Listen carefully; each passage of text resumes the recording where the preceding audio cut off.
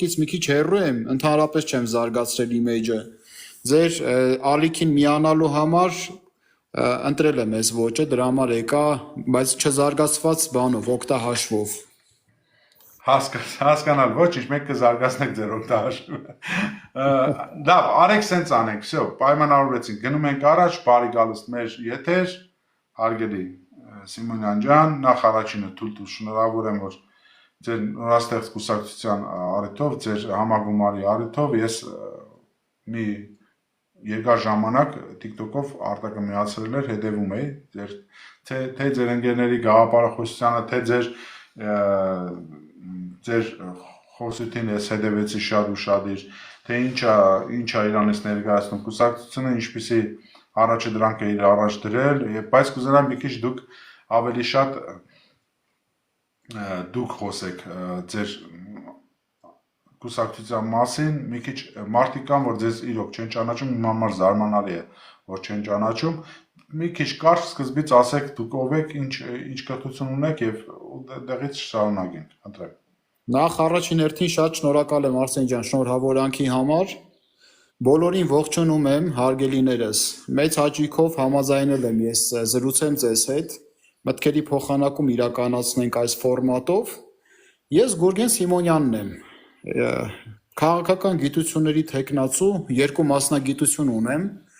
Առաջի բուհը, որ ավարտել եմ, ճարտարապետաշինարարական համալսարանն է եղել, ձեռնարկությունների տնտեսագիտություն եւ կառավարում բաժինը, որից հետո մեկնել եմ ժամկետային զինծառայության։ Հետո ծառայությունից հետո երբ ավարտեցի ծառայությունը, ընդունվեցի Հայաստանի Պետական Կառավարման ակադեմիա, քաղաքագիտության, քաղաքական կառավարում եւ քաղաքական վերլուծություն բաժին։ Այնտեղ սովորելուց հետո ընդունվեցի նույն ակադեմիայում ասպիրանտուրա հայցորդի կարգավիճակով, իմ թեման եղել է ազգային շահի արդիականացման հիմնախնդիրները Հայաստանի Հանրապետությունում։ Այդ թեզը պաշտպանելուց հետո ստացել եմ գիտությունների թեկնածուի գիտական աստիճան, դասավանդել եմ բազմաթիվ բուհերում, այժմ էլ որոշ բուհերում դասավանդում եմ, երբևիցե ինձ քաղաքականության մեջ անկեղծ ասած չէի պատկերացնում, հարգելիներս։ Ես կարծում եի, որ գիտության ոլորտում միշտ պետք է աշխատեմ, իմ վերլուծություններով հետազոտություններ կատարեմ Հայաստանի Հանրապետության համար, պետական կառավարման համակարգի համար, ներկա իշխանությունների ընդդիմության եւ քաղաքացիական հանրության համար։ Ավաղ վերլուծական աշխատանքը երբ որ սկսեցի ծավալել 2022 թվականից, որովհետեւ ես 2020-ին մասնակցեցի Արցախյան պատերազմին, Շուշիի անկումը ինձ վրա բավականին ծանր անդրադարձավ, ես համարյա մի տարի շոկի մեջ չէի կարողանում ինքս ինձ գտնել, բայց ի վերջո հասկացա, որ կյանքը շարունակվում է, որ եթե մենք դադարենք պայքարելը, հանձնվենք առկա դառը իրողություններին, ապա կկորցնենք ամեն ինչ։ 2022 թվականից ակտիվ մեդիա տիրույթում վերլուծական աշխատանք սկսեցի կատարել, որտեղ ես համարում եմ, որ իմ գիտելիքները ծառայեցնելու եմ Հայաստանի Հանրապետությանը, ինչ-որ մի բանով օժանդակեմ, այնուամենայնիվ հասկացա, որ դա անօգուտ աշխատանք է, անօգուտ ուղղակի, մանավանդ 2023 թվականի դեկտեմբերից, երբ որ տեսա, որ Հայաստանի Հանրապետության իշխանությունները անդրդվելի են, ժողովրդական լեզվով ասած մեր վերլուծությունները յական յա չկան, իրենք իրենցը անում են։ Ես հասկացա, որ խնդրի առաջ ենք։ Արսեն ջան, մի քիչ երկար ստացվեց այս իմ ասելը, ներկայանալը մեր քաղաքացիներին, բայց իմ կարծիքով սա կարևոր ինֆորմացիա է։ Նորմալ է, խոսացեք, ասեք։ Ասեմ, որ քաղաքական դաշտ մտնելը իմ գլխավոր նպատակներից երբեք չի եղել։ Մոտ 1 ամիս, 2 ամիս փնտրեցի այլընտրանք, որ Հայաստանի Հանրապետության ներքաղաքական դաշտում իրոք այլընտրանք է, կարողանամ սատարել այդ այլընտրանքին, բայց պատկերացրեք, եթե դու մենակ քո եւ քո ընտանիքի անդամների համար ես ինչ որ մեկին սատարում, սխալվելու պարագայում սխալվում ես քո տեղը եւ քո ընտանիքի անդամների տեղը։ Բայց եթե 100 հազարավոր մարդիկ են սկսել քեզ հետևել ու հավատալ քո խոսքին, դա մեծ պատասխանատվություն կլինի, եթե դու սխալվես նաեւ այդքան քաղաքացիների համար։ Հետևաբար որոշում կայացվեց ձևավորել մուտք գործել քաղաքականություն 2024 թվականի մայիսի 28-ին ես հայտարարեցի, որ մուտք եմ գործում քաղաքականություն, այդ ընթացքում բազմաթիվ մարդկանց հետ էի հասցրել հանդիպել, զրուցել էինք բազմաֆորմատ համագործակցության բոլոր հնարավոր ձևերի մասին, բայց ավաղ չստացվեց, մարդկանց տեսիլը եւ կյանքի մասին ակնկալիքները տարբերվում են։ Ես հայտարարեցի, որ մենք ձևավորում ենք այլընտրանքային ուժ, որը կապ չի ունենալու ոչ նախկին իշխանությունների հետ, որևէ մեկի հետ, ոչ ներկա իշխանությունների հետ։ Այսինքն, ի սկզբանե մենք մերժել ենք Լևոն Տեր-Պետրոսյանի, Ռոբերտ Քոչարյանի, Սերժ Սարգսյանի եւ Նիկոլ Փաշինյանի քաղաքական ուժերի հետ համագործակցությունը եւ նրանց օժանդակող որևէ արբանյակ քաղաքական ուժի հետ համագործակցությունը։ Երբևիցե համագործակցություն այդ ուժերի հետ չի եղել, չկա եւ չի էլ կարող լինել, դա մեր սկզբունքն է։ Եվ գլխավոր դրոշակը մեզ համար 2026 թվականի համապետական ընտրություններին ժողովրդի համար ձևավորել այլընտրանքային ուժ։ Թե ժողովուրդը այդ այլընտրանքային ուժին կոշտի իշխանությամբ, թե չի օժտի, դա հարցի երկրորդական մասն է եւ մեզ ամենա քիչը մտահոգող հանգամանքն է այս պարագայում, բայց ասեն, որ մենք պատրաստվում ենք հաղթանակին, որովհետև եթե ժողովուրդը որոշեց, որ մենք պետք է լինենք այդ բեռը կրողները, ապա մենք այդ բեռը պետք է կրենք, ոչ թե գցենք մեր ոտքին, ոնց որ մենք տեսանք Նիկոլ Փաշինյանի պարագայում։ Այն ինչ որ նաև Գյումրիի ընտրությունները ցույց տվեցին, եւ այն ինչ որ Փարաքարի ընտրությունները ցույց տվեցին, Նիկոլ Փաշինյանը մի եզակի տաղանդ ունի զրոյացնելու, ոչնչացնելու բոլոր տեսակի ձեռքբերումները։ Թե իրենց քաղաքական ուժի ձեռքբերումների մասին է խոսքը, թե մեր Հայաստանի Հանրապետության ձեռքբերումների։ Հետևաբար մենք պետք է այնպիսի այլընտրանք լինենք, որը պատրաստ լինի ցանկացած պահին իշխանությունը ստանձնելու եւ այդ բեռը ոչ թե իր ոտքին գցելու, այլ հավասարարժեք տանելու եւ փորձելու մեր հազարամյա պատմություն ունեցող ժողովրդին ի վերջո իր արժանինքներին համապատասխան պետություն թողնի, այլ ոչ թե ավերակներ։ Այսքանը ես ամփոփ ներկայացրեցի, մնացածը հարցերի տեսքով եթե կլինեն, սիրով կպատասխանեմ հարգելիներս։ Շնորհակալ եմ ուշադրության համար։ Եվս մեկ անգամ կրկնում եմ ժողովուրդ ջան, եթե չեք ուզում, որ իմ հետ, անձամբ իմ հետ դուք դառնաք մինիմումը ոչ ցանկալի անձիկ իմ եթերների համար, խնդրում եմ մաքսիմում կոռեկտ հարցերի պատասխանների կիպիշ սարքեք իմ մոդես, ես այդ չեմ սիրում, չեք ուզում եք բացեք ձեր եթերները, հրավիրեք ում ուզում եք ձեր կիպիշները սարքեք, ստեղ ելնում եք կոնկրետ հարց եք հնչեցնում, կոնկրետ պատասխանից հետո կարող եք արձագանքեք, բայց ձեր տեսլականը պետք չի ստեղ արտահայտել, դուք ունեք հնարավորություն ունենաք ձեր տեսլականը, բայց հիմի այս պահին մենք ուզում ենք հասկանանք Գուրգեն Սիմոնյանի կողմից ստեղծված կուսակցության տեսլականը։ Ես դրանից ելնելով առաջին հարցը խնդրեմ հնչեցնեմ ձեզ։ Հիմնական 3 կետերը կարող եք նշեք ձեր կուսակցության։ Նախ առաջինը չկար նմանատիպ ինչ-որ մի հատ կուսակցություն, որը հոգեհարազատ կներ ձեզ, որ դուք միանայիք մեկ անգամ չավելացնեիք թվով կուսակցությունների շարքը Հայաստանում, եթե ոչ ինչու եւ եթե ձերը ինչ-որ բանով տարբերվում է մնացածից, ինչով է նա տարբերվում, հարգելի Սիմոնյան, խնդրեմ։ Շնորհակալ եմ շատ հարցի համար, գամ վերջից, անկեղծ ասած վստահության բացակայություն կա, լիակատար վստահության բացակայություն, հարգելի Արսեն, ես չեմ ուզում եւս մեկ անգամ խաբված լինել։ Չեմ ուզում, ման առավել եւս, որ ես գիտեմ, որ ներքաղաքական դաշտը ոնց որ թխվածքա բլիթի նման բաժանել են իրար մեջ ու պասերով խաղում են։ Անկեղծ ասած այնքան թաքնահարույց հանգամանքներ կա, չես կարողանում հասկանալ ով ում ենթակայության ու ենթատեքստում է խաղում քաղաքական դաշտում։ Հիմա տեսնենք, մենք կուսակցության համագումարը արել ենք եւ բավականին հաջող համագումար ենք արել, հարցը արդեն արդարադատության նախարարության տիրույթում է, փաստաթղթերը ամբողջությամբ ներկայացրել ենք, տեսնենք, խոչընդոտներ կստեղծեն, թե խոչընդոտներ չի լինի, ի վերջո կունենանք։ Ես նաեւ համաձայն եմ ձեզ հետ, որ կուսակցությունները շատ են, բայց կուսակցությունները շատ են այն պատճառով, որ ով ասես բացել է, նկատի ունենալով իր ցանկությունը։ Ես նախաձեռնեցի կուսակցություն, նկատի ունենալով 100,000-ավոր մարդկանց պահանջը, որոնք որ ինձ անընդհատ նամակներով գրում էին եւ ասում էին, որ եթե ոչ դուք, ապա ով։ Հետևաբար ես որպես մասնագետ, որպես քաղաքագետ որոշեցի այն քաղաքական ինստիտուտը կայացնել, իսկ կուսակցությունները մենք գիտենք քաղաքական ինստիտուտներ են, որոնք որ հնարավորություն կունենան պետական կառավարման համակարգը առողջացնելու։ Հետևաբար վստահության կոմպոնենտի բացակայության պատճառով նախաձեռնել ենք մերը, ապագան ցույց կտա ինչքանով հաջողված կլինի, բայց մենք մաքսիմալն ենք անելու, որ ինքը լինի որպես կառույց կուռ համակարգով եւ գաղափարախոսակենտրոն։ Անձով պայմանավորված ստեղծվել է, բայց պետք է դառնա գաղափարախոսակենտրոն կուսակցություն։ Ինչ վերաբերում է մեր կարևորագույն առանցքային կետերին, որ մենք հայտարարել ենք։ Առաջինը արդարության վերականգնում, դա այլընտրանքային արդար դատական համակարգի ձևավորումն է, այսպես ասած լյուստրացիան, որը 1990 թվականից մինչև 2025 թվականը քաղաքական պրոցեսներում ներգրավված անձանց եւ խմբերի եւ կուսակցությունների քաղաքական գնահատականն է տալու, եւ դա լինելու է խորհրդարանի ենթակայության տակ գործող ժամանակավոր հանձնաժողով, ընդ որում Սփյուռքի մեր մասնագետներից, Հայաստանի Հանրապետության որոշ մասնագետներից եւ նաեւ բարեկամ պետությունների մասնագետներից կազմված մի խումբ։ Առաջին հերթին լյուստրացիայի կենթարկի սահմանադրական դատարան, այնուհետև դատական համակարգը, որից հետո հնարավոր կլինի արդարությունը Հայաստանի Հանրապետությունում վերականգնել։ Երկրորդ կարևորագույն մասը, որ մենք առաջ ենք տանում, դա երկրի պետական կառավարման համակարգի ամբողջ կառուցվածքի փոփոխությունն է, որ մենք պետք է դա անենք։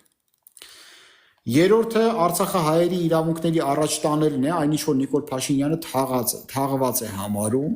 եւ այն ինչ որ նախկին բոլոր ուժերը բերեցին, կանգնեցրեցին այս ողբերգական իրավիճակին։ Լեռնային Ղարաբաղի ազգաբնակության իրավունքները մեր կուսակցությունը առաջ է տանելու։ Հաջորդ կարևորագույն հանգամանքը դա ցեղասպանության միջազգային ճանաչման եւ արդարության վերականգնման հարցն է միջազգային դատարանների միջոցով եւ դա չի նշանակում, որ մենք պետք է թշնամություն անենք Թուրքիայի հետ։ Թուրքիայի հետ փորձելու ենք հարաբերությունները շտկել, բայց չուրանալով մեծ Եղեռնի փաստը, հայոց ցեղասպանության փաստը, այդ հանգամանքը պետք է առաջ տանենք։ Եթե Թուրքիան պատրաստ չի, դա արդեն Թուրքիայի խնդիրն է, մեր խնդիրը չի։ Թուրքիան հիմա էլ պատրաստ չի, անգամ այն պարագայում, երբ որ Նիկոլ Փաշինյանի կառավարությունը առհասարակ ցեղասպանության հարցը առաջ չի տանում։ Մյուս կարևորագույն հանգամանքը մենք պետք է ձևավորենք համահայկական պետություն, այսինքն Սփյուռքի հետ համատեղ Հայաստանի Հանրապետություն։ Հայաստանի Հանրապետությունը պետք է դադարի որբ երեխայի կարգավիճակում լինելուց եւ փող մուրալու կարգավիճակում լինելուց, այլ մեր Սփյուռքի հայրենակիցները պետք է կարողանան ինվեստիցիաներ անել եւ ունեցվածք ունենալ իրենց համար առաջին հերթին, այսինքն Հայաստանի Հանրապետությունը նաեւ իրենց համար պետք է լինի։ Սրանք կարևորագույն ճյուղերն են, որոնք որ հպանցիկ ասեցի, եթե անհրաժեշտություն կլինի ավելի կբացազատեմ, եւ մյուս կարևորագույն հանգամանքը ես կարծում եմ, որ համապարփակ անվտանգության համակարգը պետք է կյանքի կոչել Հայաստանի Հանրապետությունում, դրան տարբեր ժամանակներում տարբեր կերպ են ասել, բայց ժողովրդի մոտ քաջ ծանոթ է որպես ազգ բանակ կոնցեպտ, այսինքն երկրեժիմ, երկստանդարտ տնտեսություն ունեցող պետություն եւ երկրեժիմ, երկստանդարտ կենցաղավարում ունեցող քաղաքացի, երկու տեսակի մասնագիտություններ ունեցող, թե խաղաղության պարագայում, թե պատերազմի պարագայում իրենց անելիքը իմացող։ Սրանք ամենակարևորագույն կետերն են, նաև մենք մեր առջև ունենք սահմանադրական բարեփոխումների ծրագիր, բայց ոչ այն սահմանադրական բարեփոխումների մասին է խոսքը, որը Իլհամ Ալիևն է ցանկանում Նիկոլ Փաշինյանի միջոցով էլ առաջ են տանում, այլ իրական խորհրդարանական հանրապետության հիմքեր գցող, այլ ոչ թե վարչապետապետություն կայացնող սահմանադրություն, այլ խորհրդարանական հիմքեր ունեցող սահմանադրություն պետք է ունենանք Հայաստանի Հանրապետությունում։ Սրանք կարևոր կետերն էին, որ կուզենայի ձեզ ասել, մնացածը հարցերի տեսքով կպատասխանեմ։ Շնորհակալություն, ես չեմ էլ ուզում արձագանքեմ, թողեմ մարդկանց իրանք թող մտածեն ինչու մասին էր նորվա խոսքը։ Արամ ջան, բարի երեկո, եղբայր, եթե Արգելի Գուրգենի հնարավորությունները թույլ տան, դու մեզ կասես, որ ինքը բացի արդեն։ Ժողովուրդ գրանցվում ենք Գուրգեն Սիմոնյանի էջի վրա գրանցվում ենք, որովհետեւ կարողանա իր դեմքը բացի։ Խնդրեմ Արամ ջան, խոսա։ Բարև ձեզ, բարև ժողովուրդ, բարև ձեզ Գուրգեն Սիմոնյան։ Բարև ձեզ։ Շատ ուրախ եմ ձեզ նորից տեսնելու։ Փոխա դարձաբար։ Ես այս ձևի հարցում եմ։ Միակ չի շատ լինելու, բայց ամենայն դեպս էս մեկը։ Դուք նշեցիք Արցախի հարցը։ Այո։ Ինձ հետաքրում է հաշվի առնելով այսօրվա քաղաքականությունը, որ գոյություն ունի, այսօրվա կոնկրետ իրականությունը, որի մեջ որ մենք գտնվում ենք, հաշվի առնելով իհարկե արտաքին երկրները, իրանց քաղաքականությունը, ինչ ճանապարհ եք դուք տեսնում այդ հարցը առաջ տանելու համար, ինչ սխեմա, ինչ մեխանիզմ։ Շնորհակալություն հարցի համար, շատ հիմնարար հարց եք տալիս։ Մենք գիտենք, որ աշխարհակարգ կոչեցյալը եւ աշխարհի մոտեցումը բավականին իրենց շահերով պայմանավորված է։ Այնպես ժողովրդական լեզվով ասած, մեր դարդերով չեն տապակվում ոչ ոք։ Իրենք իրենց շահերով են առաջնորդվում եւ այդ շահերով պայմանավորված քաղաքականություն են վարում։ Ներկայում ես չեմ տեսնում առհասարակ արցախահայերի իրավունքների պաշտպանության հարց եւ առհասարակ Արցախի մասով որևէ քաղաքականություն ներկա իշխանությունները կրավորական վարք են դրսևորում այս առումով նաեւ Նիկոլ Փաշինյանը խորհրդարանում հնչեցրել է որ ինքը առհասարակ Արցախի թեման համարում է փակված Արցախյան շարժումը առաջ չի տանելու մենք համարում ենք մեր քաղաքական ուժը համարում է որ միջազգային դատական ատյաններում պետք է քրեական պատասխանատվության ենթարկեն եւ վարույթներ սկսեն Իլհամ Ալիևի եւ առհասարակ ադրբեջանական պետության նկատմամբ եւ Արցախի հայ ազգաբնակչությունը ունեն բնական իրավունքներ առաջին հերթին դա ունեցվածքի իրավունքն է եւ կյանքի իրավունքն է իրենց բնորանում Այստեղից է ածանցվելու արդեն Արցախի կարգավիճակը եթե մենք առաջին հերթին բարձրացնենք Արցախի կարգավիճակի հարց Սա տանելու է մեզ փակուղի։ Մենք սկզբից 3 տարբերակ ենք առաջ քաշելու, որոնցից երկուսը մեկը մերժելու է Ադրբեջանը, մյուսը մերժելու է աշխարհը։ Հետևաբար վերադառնալու ենք այն սկզբնակետին, որից ամեն ինչ ծագեց, միացումին։ Մենք ասել ենք շատ լավ, Լեռնային Ղարաբաղի ազգաբնակչության իրավունքները ապահովելու համար մենք պատրաստ ենք դիտարկել Արցախը որպես Ադրբեջանի մաս, բայց պետք է դա ապամիլիտարիզացված տարածք լինի եւ հայերը կարողանան այնտեղ բնականon կեցություն ունենալ եւ իրենց կյանքը ապահովել, իրենց ինքնակազմակերպվածքը ունենալ ղեկավարի մակարդակով եւ դպրոցներում դասավանդվող դասագրքերի առումով կապ ունենա Հայաստանի Հանրապետության հետ անկապտելի եւ այլն եւ այլն։ Պարզ է, չէ՞ որ Ադրբեջանը դա չի համաձայնելու եւ չի կարողանալու ապահովել։ Հետևաբար կոնցեպտի մյուս մասը Լեռնային Ղարաբաղի ազգաբնակչության իրավունքների պաշտպանության դա անկախ Լեռնային Ղարաբաղի կարգավիճակն է, բայց միջազգային հանրությունը անկախություն չի տալու։ Երկրորդ համաշխարհային պատերազմից ձևավորված աշխարհակարգում այսպիսի մի բան կա, այլ պետության հաշվին որևէ մեկ այլ պետություն չի կարող անկախություն ձեռք բերել։ Միակ տարբերակը մնալու է, որ միացում հիպոթեզով վիճարկենք պատկանելությունը Արցախի Ադրբեջանին։ Մենք պետք է ասենք, որ մենք ճանաչում ենք Ադրբեջանի Հանրապետության տարածքային ամբողջականությունը, բայց Լեռնային Ղարաբաղը Նախիջևանը Եվ նախքին Ելիզավետպոլի շրջանները չեն պատկանում Ադրբեջանին եւ դրանք ֆիքսված են այդ Նիկոլ Փաշինյանը որ անդադ ասում է կադաստրի թուղթ դա ազգերի լիգայի կողմից ճանաչված փաստաթղթերով ֆիքսված են որպես Հայաստանի Հանրապետության մաս մենք նաեւ քաղաքական գնահատական ենք հնչեցնելու Հայաստանի Հանրապետության խորհրդայնացմանը մեր քաղաքական ուժի համար Հայաստանի ՀԽՍՀ-ն զավթված պետություն է զավթված պետություն Դա նշանակում է, եթե ՀԽՍՀ-ն զավթված պետություն է,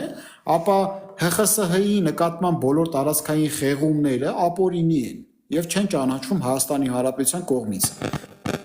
Ես կարծում եմ, որ Ադրբեջանը այնուամենայնիվ խաղաղություն չի գնալու, եթե նրանք հղում են կատարելու Ադրբեջանի առաջին հանրապետության քարտեզների վրա եւ պետության հիմքերի վրա, ապա որն է խնդիրը, որ մենք մեր շահերը առաջ տանելու համար նույնը չբարձրացնենք, որտեղ քաղաքականության մեջ եւ իրական քաղաքականության մեջ մի աքսիոմա կա պահանջիր առավելագույնը որ գոնե նվազագույնի հնարավորություն ունենաս բայց եթե դու ամեն ինչ զիջում ես դու ոչինչ չես ունենալու ոչինչ որտեւ ամեն ինչ զիջելով սահման չկա զիջելու ամեն ինչ հնարավոր է տալ անգամ Երևանը պետք է պահանջել առավելագույնս Եվ աշխարհակարգը անընդհատ փոփոխման է կանգնում, անընդհատ ինչ-որ պետություններ հեգեմոնիայի աստիճանի են հասնում, որ վիճարկում են աշխարհակարգը, մնացածը ռազմավարական ապագայի վրա կարող են գցել, տեղում տիրապետած մեր ֆիզիկա-աշխարհագրական տարածքները այն ինչ որ ունենք, զարգացնենք, ամրացնենք, շատացնենք, հայաշատ լինենք, Այս տարածքների վրա 10 միլիոն հայ կարա ապրի եւ իրար նեղություն չտա։ Ճիշտ լոգիստիկ կազմակերպվածքի պարագան, բայց հələ Երևանում տեսեք ինչ խցանումներ կան։ Ընդամենը 1.5 միլիոն անոց քաղաք է, սարսափելի խցանումներ, բայց որ խցանումների պատճառը տեսնում ես անկարգությունն է, որևէ լուրջ վթար չկա, որևէ բան չկա, ուղղակի կարգի չպահպանման հետևանք է։ Լեռնային Ղարաբաղի 11,000 քառակուսի կիլոմետրի վրա 3 միլիոն մարդ կարող էր ապրել։ Լեռնային Ղարաբաղը իր հողով հնարավորություն ուներ սնելու ամբողջ Կովկասը, հյուսիսային Կովկասը անգամ։ 20 միլիոն մարդ կարար կերակրեր։ Ամբողջ հողը տվել էին 1-2 հոգու։ Ջերականի մատույցներում, որտեղ որ ես ինքնապաշտպանական մարտերին մասնակցում էի, ամբողջությամբ նռան այգիներ էր։ Եվ ժամանակակից կաթիլային ոռոգման համակարգով մի գեներալի էր պատկանում, այնտեղ մարդ չկար, քաղաքացի չկար։ Հողը վերցրել էին մարդկանցից, հետո ասում էին գնացեք այդ հողը պաշտպանեք։ Շնորհակալություն։ Մարդկանց իրավունքները առաջ տանելով ես կարծում եմ, որ Արցախի հարցը մենք հնարավորություն ունենալու ենք վերախաղարկելու։ Իսկ Աստված մի արարածե, եթե Ադրբեջանը բիրտ ուժի կդիմի ռազմական ագրեսիայի, մեր բանակը պետք է պատրաստ լինի այն ֆիզիկա-աշխարհագրական բնագծերը զբաղեցնելու, որը մեր անվտանգությունը կապահովի։ Իսկ առանց Քարվաճառի եւ Քաշաթաղի շրջանների հայոց Սյունիքը միշտ վտանգված է լինելու։ Սա ոչ թե հուրրա հայրենասիրական պաթետիկ արտահայտություն է, այլ աշխարհագրություն է։ Եթե Քաշաթաղի եւ Քարվաճառի բարձունքների չես տիրապետում, Սյունիքը միշտ վտանգված է լինելու։ Շնորհակալություն, պարոն Սիմոնյան, բայց ես կուզեի համենայնդեպս լրացուցիչ, ասենք, ճշտեմ մի հատ հարցերի։ Ինչպես եք դուք տեսնում այսօր միջազգային դրությունը, հարաբերությունները, ոչ թե վերջի տարիների, կոնկրետ հենց այսօր։ Այո։ Ասենք գերպետությունների հարաբերությունների փոփոխությունները, ինչ որ մի, ասենք, խոսակցությունները, պայմանավորվածությունը, որ կարող է լինեն կամ չլինեն, Հայաստանի շուրջ դուք ինչ գնահատական կտաք այդ վիճակին։ Հայաստանը մեղքի կարգավիճակում է հիմա, խեղճուկ, մեր ներկայիս ռազմաքաղաքական ղեկավարները իրենց անպատասխանատու եւ կրավորական քաղաքականությամբ։ Եսի նկատի ունեմ Ուեջան, եսի նկատի ունեմ Ամերիկա, Եվրոպա, Ռուսաստան, Թուրքիա, Իրան, Իրան, այդ կտրվածքով այդ երկրների կողմից։ Ես հասկացել եմ ձեր հարցը։ Հիմա զարգացնեմ։ Այս կրավորական վարքը այնքան սարսափելի է, որ պատկերացրեք Գերմանիայի Դաշնային Հանրապետության նախագահն է եկել Երևան։ Հայտարարում է Արցախի հայերի իրավունքների մասին եւ ասում է, որ Ադրբեջանը պարտավոր է ապահովելու Արցախի հայերի վերադարձը եւ այլն եւ այլն։ Դուք պատկերացնում եք, մենք տարիներ շարունակ այնքան կրավորական վարք ենք դրսևորել, որ եւ ցեղասպանության հարցը եւ Արցախի հարցը գերտերությունները օգտագործել են իրենց շահերից ելնելով։ Բայց եթե մենք դառնանք նորմալ արդյունավետ պետություն, ամեն ինչ շրջաբերաբար կփոխվի։ Ինչու՞։ Որտեվ 2000 տարուց ավելի է տարածաշրջանը հույժ կարևոր է բոլոր բևեռների համար, թե հյուսիսի համար, թե արևմուտքի համար, թե արևելքի համար։ Որտեվ գաղտնիք չեմ բացահայտի, որ ասեմ ամբողջ միջազգային առևտրից համակային կապը, այդ թվում նաև մեր լեռնաշխարհով է անցնում եւ Հայաստանի Հանրապետությունը խիստ կարևոր աշխարհագրություն է աշխարհի համար։ Ինչով է կարևոր, ոչ թե որ հայերը լավն են, ոչ, հայերը ուրիշ են։ Հայերը չեն համընկնում ոչ իրանցիների հետ, ոչ վրացիների հետ, ոչ թուրքերի հետ, ոչ էլ ռուսների հետ։ Եվ դա մեզ ուրիշ է դարձնում եւ ուրիշ լինելով հանդերձ միջազգային ասպարեզում գերտերությունները խաղադրույք են կատարելու այդպիսի քաղաքակրթության վրա մի պարզ պատճառով, որ այդ քաղաքակրթությունը չի դառնա եւ չի ձուլվի ինչ որ մի ընդհանուր տարածաշրջանային կողմին, այլ կդառնա ինքնուրույն եւ այդ ինքնուրույնության վրա աշխարհը կկարողանա խաղալ։ Այդ խաղն էլ հնարավորություն կտա, որ ենթակառուցվածքներից օգտվելու համար ալտերնատիվաների քաղաքականություն զարգացնեն։ Ադրբեջանը ուրիշ չի։ Ադրբեջանը թուրքական, թաթարական ցեղերից կազմված պետություն է, որով նմանա Թուրքիային։ Շիա մահմեդական է, որով նմանա Պարսկաստանին, KGB-ի չեկիստների դասակարգի ղեկավարման տակ է, որով նմանա Ռուսաստանին։ Դրանով իսկ հարմար չի Ադրբեջանը գերտերությունների համար մանավանդ արևմտյան։ Իսկ Հայաստանը Զուտ այն պատճառով, որ այդ ենթակառուցվածքների նկատմամբ վերահսկողության գները չբարձրացնեն աշխարհի համար, շատ կարևոր է որպես ալտերնատիվա։ Հետևաբար, եթե մենք կարողանանք արդյունավետ պետություն կայացնել եւ մեր ազգային շահերը առաջ մղել, աշխարհի հետ հնարավորություն կունենանք մենք խաղալու։ Միջազգային հարաբերությունները խաղ է առաջին հերթին, որտեղ մենք նախ հասկանալի ենք, երկրորդն էլ ուրիշ ենք։ Չենք կարող ձուլվել ինչ-որ մի ռեգիոնալ տերության հետ, դրանով իսկ փոխպայմանավորված գներ թանկացնենք տարածաշրջանում։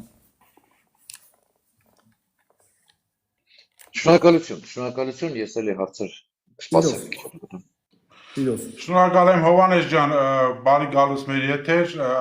Նարեկ ջան, ես քեզ մոդեր արդեն դրել եմ, ախպեր ես կարաս դիարժեք, քո եթերը համարես, ախպեր ես եթեր։ Բարի ձեզ, խնդրեմ, հարցեր ունեք։ Պարոն Սիմոնյան, 2026 թվին ընտրություններ են, բայց մինչև ընտրությունները ներկայիս ԿՊ-ն ցանկություն ունի շատ բաներ ստորագրելու կամ չստորագրելու։ Անցած անգամ ես լսեցի ձեր զրույցները, ճիշտ ասած, դասարտի հանգստություն կամ չգիտեմ ինչ սահմանադրությամբ պետք է նաև դա որոշվի իր ստորագրությունը, բայց ճիշտ ասած մինչև 26 թիվ հնարավոր է մի-որ մի բան խաղան, չգիտեմ ես երկրի հետ։ Ճիշտ ասած ուզում եմ ձեր կարծիքը իմանայի։ Շատ շնորհակալ եմ հարցի հետ, այո, ես ձեր մտահոգությունները կիսում եմ, միշտ էլ ռիսկերը կան, բայց պետք է նաև տրամաբանությանը մենք հաղորդակից լինենք։ Ես կարծում եմ, որ ընտրությունների մեխանիզմը դեռևս հնարավորություններ ունի իշխանափոխության հասնելու համար, եւ դա ցույց տվեց թե Փարաքարը, թե Գյումրին։ Գյումրին էլ ցույց տվեց, որ ներկայիս իշխանությունները ինչքան ուզում են կեղծեն, մեկը չի ստացվում։ Այդ վարչական ռեսուրսներ հնարավորություն չի տալիս կեղծելու։ Միևնույնն է, նրանք փոխարինվելու են։ Հիմա եթե Հայաստանի Հանրապետության քաղաքացին տեսնում է, որ կա մի հնարավորություն, դա ընտրություններն է, որպեսզի իշխանափոխություն գա, այլ գործիքակազմ չի ընտրելու, օրինակ հեղափոխությունը։ Չի ընտրի պարզապես, հնարավոր չի լինի։ Եվ եկեք մի քիչ էլ անկեղծ լինենք, մարդիկ շատ ավելի հակված կլինեն շուկայում թանկացումների համար փողոց դուրս գան, քան ենթադրենք ռազմավարական հայեցակարգային հարցերով, սա նաև որոշակի քաղաքական եւ ռազմավարական ընկալումներով է պայմանավորված մեր ժողովրդի։ Հետո էլ ես կապում եմ սա նաև ազգային իմաստնության հետ, որ մարդիկ մտածում են, եթե երկրի ներսում ցնցումներ տեղի ունեցան, ապա թշնամին կակտիվանա եւ ինչ որ չափով նաև մարդիկ ճիշտ են այս առումով։ Ռիսկերը պահպանվում են։ Ես ընդունում եմ, որ ռիսկեր կան, ինչ ասես կարող են անել, առավել եւս որ տեսնում ենք օր-օրե հենց ելույթ է ունենում մի վտանգավոր բան լսում ենք այդ անձնավորությունից։ Այնուամենայնիվ, որպեսզի Նիկոլ Փաշինյանի փափագները դառնա Հայաստանի Հանրապետությանը, նախ ընթացակարգ պետք է անցնի։ Առաջինը պետք է ազգային ժողովը դա որպես օրինագիծ ընդունի։ Հետո Հայաստանի Հանրապետության նախագահը պետք է վավերացնի, հետո Հայաստանի Հանրապետության Սահմանադրական դատարանը պետք է դրա սահմանադրությանը հակասելիության հանգամանքը պարզաբանի։ Ես չեմ կարծում, որ այդ ինստանցիաներով արագ հնարավոր կլինի անցնել, որտեղ Սահմանադրական դատարանի դատավորներին էլ ենք ասել, որ եթե այնպիսի որոշում դուք օրինական համարեք, որը ակնհայտ հակասում է սահմանադրությանը, ապա դուք կհամարվեք սահմանադրական հեղաշրջում իրականացնող անձիկ։ Սա նշանակում է, որ միջև սահմանադրություն փոխելը նրանք որևէ քայլի չեն գնա, կվախենան, զուտ դատապարտվելուց կվախենան։ Եվ սահմանադրության փոփոխության համար առնվազն 6-ից մի 7 ամիս ժամանակ է անհրաժեշտ, բայց պատկերացրեք 6-7 ամիս հետո էլ ստացվում է հերթական համապետական ընտրություններին մնացել է եւս մի 6 ամիս, համապետական ընտրություններից 6 ամիս շուտ ոչ մի իշխանություն իրավունք չունի սահմանադրական փոփոխությունների գնալ, ստացվեց, որ 2 տարի ձգվելու է հարցը։ Ես այդ հաշվարկով եմ առաջնորդվում, անկեղծ ասած, եթե որևէ այլ տրամաբանական ընթացակարգ ես իմ աչքի առաջ ունենայի, որը որ իրոք իմ մտքերը կբան կաներ, կփշրեր եւ դա կդարձներ որպես ավելի արդյունավետ։ Ես այդ ճանապարհը կորթեգրեի, բայց ես չեմ տեսնում անկեղծ ասած ուրիշ մեթոդ ներկայիս իշխանություններին փոխելու։ Մի մտահոգություն էլ կա։ Ենթադրենք մենք ալտերնատիվ ուժ ենք կայացրել այլընտրանքային։ Մեզ բացազատվելու համար 6 ամիսը քիչ է։ Ենթադրենք, եթե մեզ ճանաչում է 600-700 հազար հոգի մարդ, բայց Հայաստանի Հանրապետությունում ընտրական իրավունք ունի 2 միլիոն քաղաքացի։ Նշանակում է կեսից ավելին մեզ չգիտի դեռ։ Կեսից ավելին դեռ մեզ չգիտի։ Ստացվում է, եթե արտահերտ ընտրություն պահանջենք, ապա խորհրդարանում նույն կոնյունկտուրան ենք ստանալու, ինչ որ հիմա կա, մի քիչ ավել, մի քիչ պակաս։ Նախկիններն ու ներկաները գնալու են լցվեն այնտեղ ցածր մասնակցայնությամբ։ Ում է պետք եւս 5 տարի իրենց սպասենք, զսպենք մեզ, միջև ինչ որ մեկը կկայանա։ Ավելի լավ չի հերթական ընտրություններին սպասենք, որին որ մի տարի է մնացել, այս ընթացքում մենք պետք է վազքով փորձենք ճանաչելի դառնալ քաղաքացիներին եւ տա Աստված, որ էլի ալտերնատիվաներ լինեն, որոնք էլի ճանաչելի կդառնան։ Մի հատ կոնկրետ հարց եմ ուզում տամ Նարեկին, սրեմ էլի մի հատ, աղբերս ես ինչ եմ մոդը, ընկեր այդ թրաշի աբարատ միացել իր ծավը տանեմ, մի հատ հարց տամ ու նոր շարունակենք, հարգելի Սիմոնյան ջան, կարճ, Նիկոլ Փաշինյանը ու իր վարչակազմը սահմանադրական կարգ խախտել են թե ոչ, եթե այո, ինչ կարգ են խախտել, խնդրեմ։ Բազմաթիվ, օրինակ Հայաստանի Հանրապետությունում սահմանային որևէ միջամտություն, սահմանների փոփոխություն իրավունք չունի անի Նիկոլ Փաշինյանը, իրենք դա անվանում են դեմարկացիա եւ դելիմիտացիա, բայց իրականում դա դեմարկացիա եւ դելիմիտացիա չի, իմ բնութագրմամբ դա 30-ամյա կահավորված սահմանագծի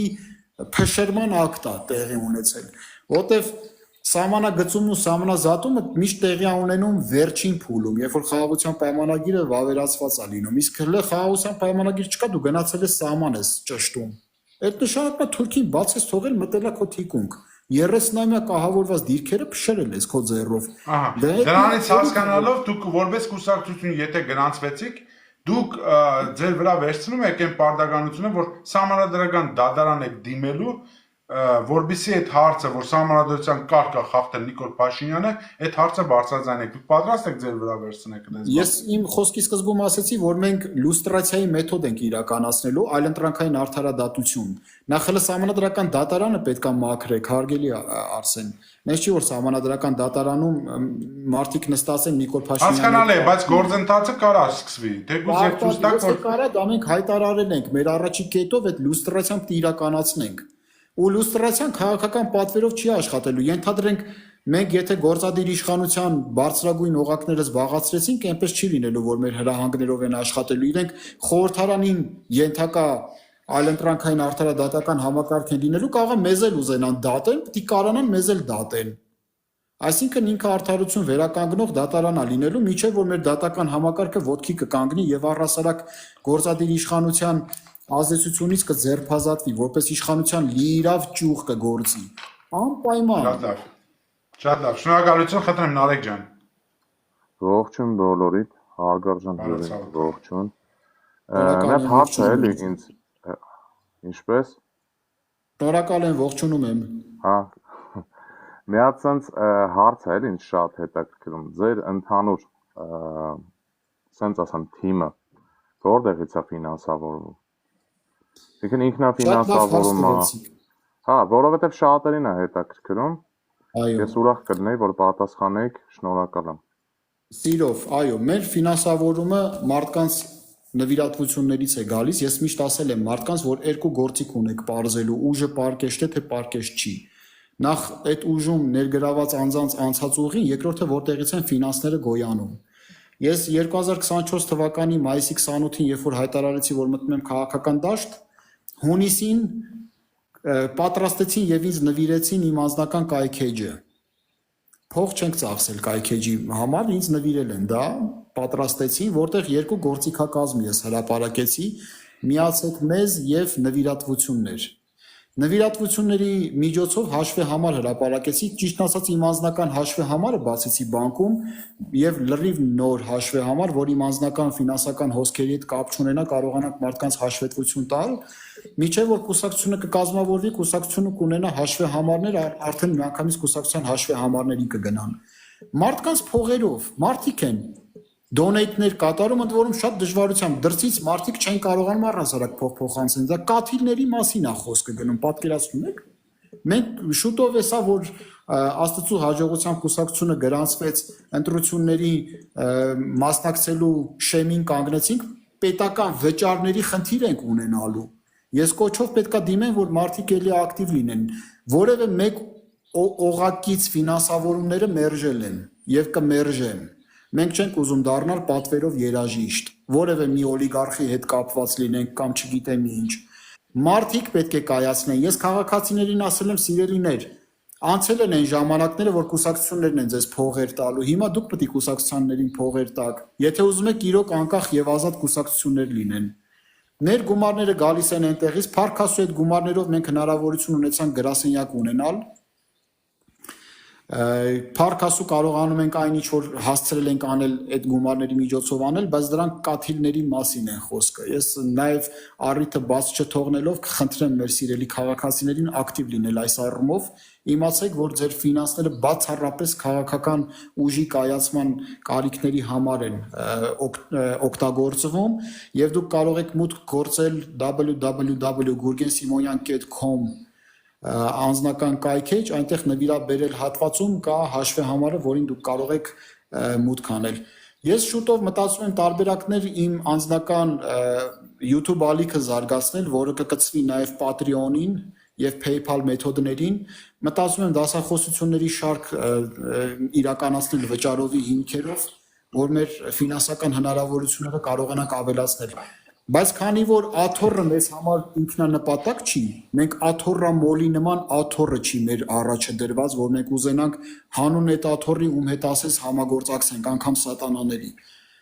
Դրա համար մենք միայն մարդկանց օժանդակության վրա ենք ապավինելու եւ մեր Հասկանալի է, պարոն Սիմոնյան, եթե մի հատ կարճ հարց էլ կարելի է տամ Արսեն ջան։ Շատ ուրեմն սենց էլի պարոն Սիմոնյան, քանի որ դուք համ հայտնի եք, համ անհայտ մեր ժողովրդին, այսինքն մասաներ կա, որ ձեր մասին տեղեկացված են ձեր, ասենք, ծրագրերի, ձեր տեսակետների, բայց մի հատ շատ կարևոր բան է էլի հետաքրքրում, ու համենայն դեպս իմ շրջապատի մեջ այդ ձև խոսակցություն եղել է, ինձ հարց տվել են, էլի։ Ասում են, պարոն Սիմոնյանը շատ գեղեցիկ խոսում է, շատ գեղեցիկ արտահայտվում է, բայց ոչ, սենց ասեմ, ոչ իրավաբանորեն է իմ հարցը, այլ որպես բարոյական տեսանկյունից։ Դուք այսօրվա իշխանությանը դավաճանական քայլեր տեսնում եք այսօրվա իշխանության մեջ։ Իրավական գնահատականի մասին չի խոսքը, որտեղ հասկանում եմ իրավական գնահատականը կորոշի դավաճանական կոնկրետ դավաճանություն կա թե չէ արդեն նորմալ դատարաններում, բայց ես ուզում եմ զուտ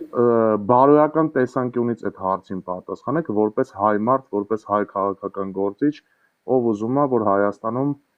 շատ լավ ապագա լինի։ Շնորհակալ եմ շատ։ Ընտրեմ, իմ տեսակետը այսպես կասեմ, որ էլի ձեր ասացի նման դատավճիռի եզր չլինի, ես կարծում եմ, որ ներկայիս իշխանությունները ուղղակի պատիժ ոնց որ լինեն հայ ազգի համար։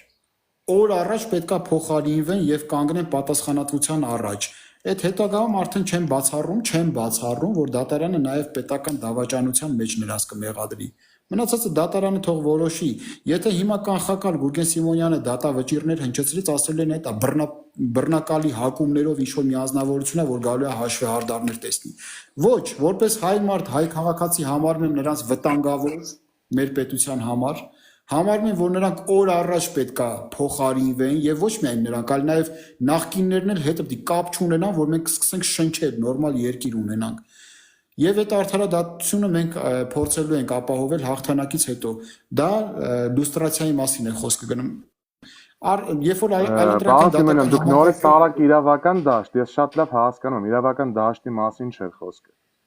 Իրավական դաշտը պարզ է, բոլորս էլ հասկանում ենք, որ իրավական գնահատական մինչ դատարանի ասենք վճիռը ոչ մեկս էլ իրավունք չունենք տալու, քանի որ այդ չի ընձեռնված մեզ, որ այդ Դե բա հարգելի Նարեկ, եթե ես ինչ որ իրավական ուզում եմ ձեզանից լսեմ բարոյական կողմով դուք ոնց եք նայում իրենց քայլերին, կներեք կարող շատ նասիրնի եմ, բայց ուզում եմ ձեզանից կոնկրետ պատասխան լսեմ, պարոն Սիմոնյան։ Եթե իհարկե կուզեք, եթե չէ անցնեմ հարցը։ Չէ, կուզեմ ու պատասխանում եմ բարոյական տեսակետից եւ որպես հայ մարդ ես նրանց վտանգավորագույն եմ համարում, նրանք պետք է փոխարինվեն։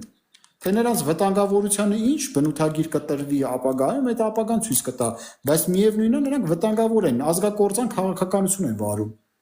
Հերիք չի ներկա քաղաքականություն են տապալում, հələ հիմա էլ պատմության դեմ են դուրս եկել, ոնց կարած բնութագրես որպես հայ մարդ։ Ոչ մի դրական բան։ Շնորհակալ եմ։ Շնորհակալ եմ։ Շնորհակալություն Ջան։ Արտակ ջան, խնդրեմ Հարիկ ջան, Արտակ ջան, բարի ուշ երեկո եղբայր, խնդրեմ հարցը, պատասխանը եւ այլն։ Հարգանքներս, պարոն Գուրգեն, Բարև ձեզ, փոխադարձ հարգանքներս։ համարյա մի օրի ենք, մի տնից չենք, բայց մի օրի ենք, ի տարբերություն, որ չգիտեմ ինչի դուք ձերբակալված չեք, ես ձերբակալված եմ։ Հիմա Արզ է։ նույն process-ի մեջ ենք, թղթերը տվել ենք, կտեսնենք խոչընդոտները։ Հասկացա։ Հիմա ձեր կենսագրությունը նայում եմ, մի հատ են ռուսերեն զալատոյ մալչիկա ստեղծած, էլ նկարիչ, էլ դասախոս, էլ 44 օրյա պատերազմի ժամանակ ինչ եք արել, պարոն Սիմոնյան։ 44 օրյայի ժամանակ ես զորակոչվեցի, ինձ ամրակցեցին որպես պահեստազորի սպա Դիլիջանի հրետանային գնդին,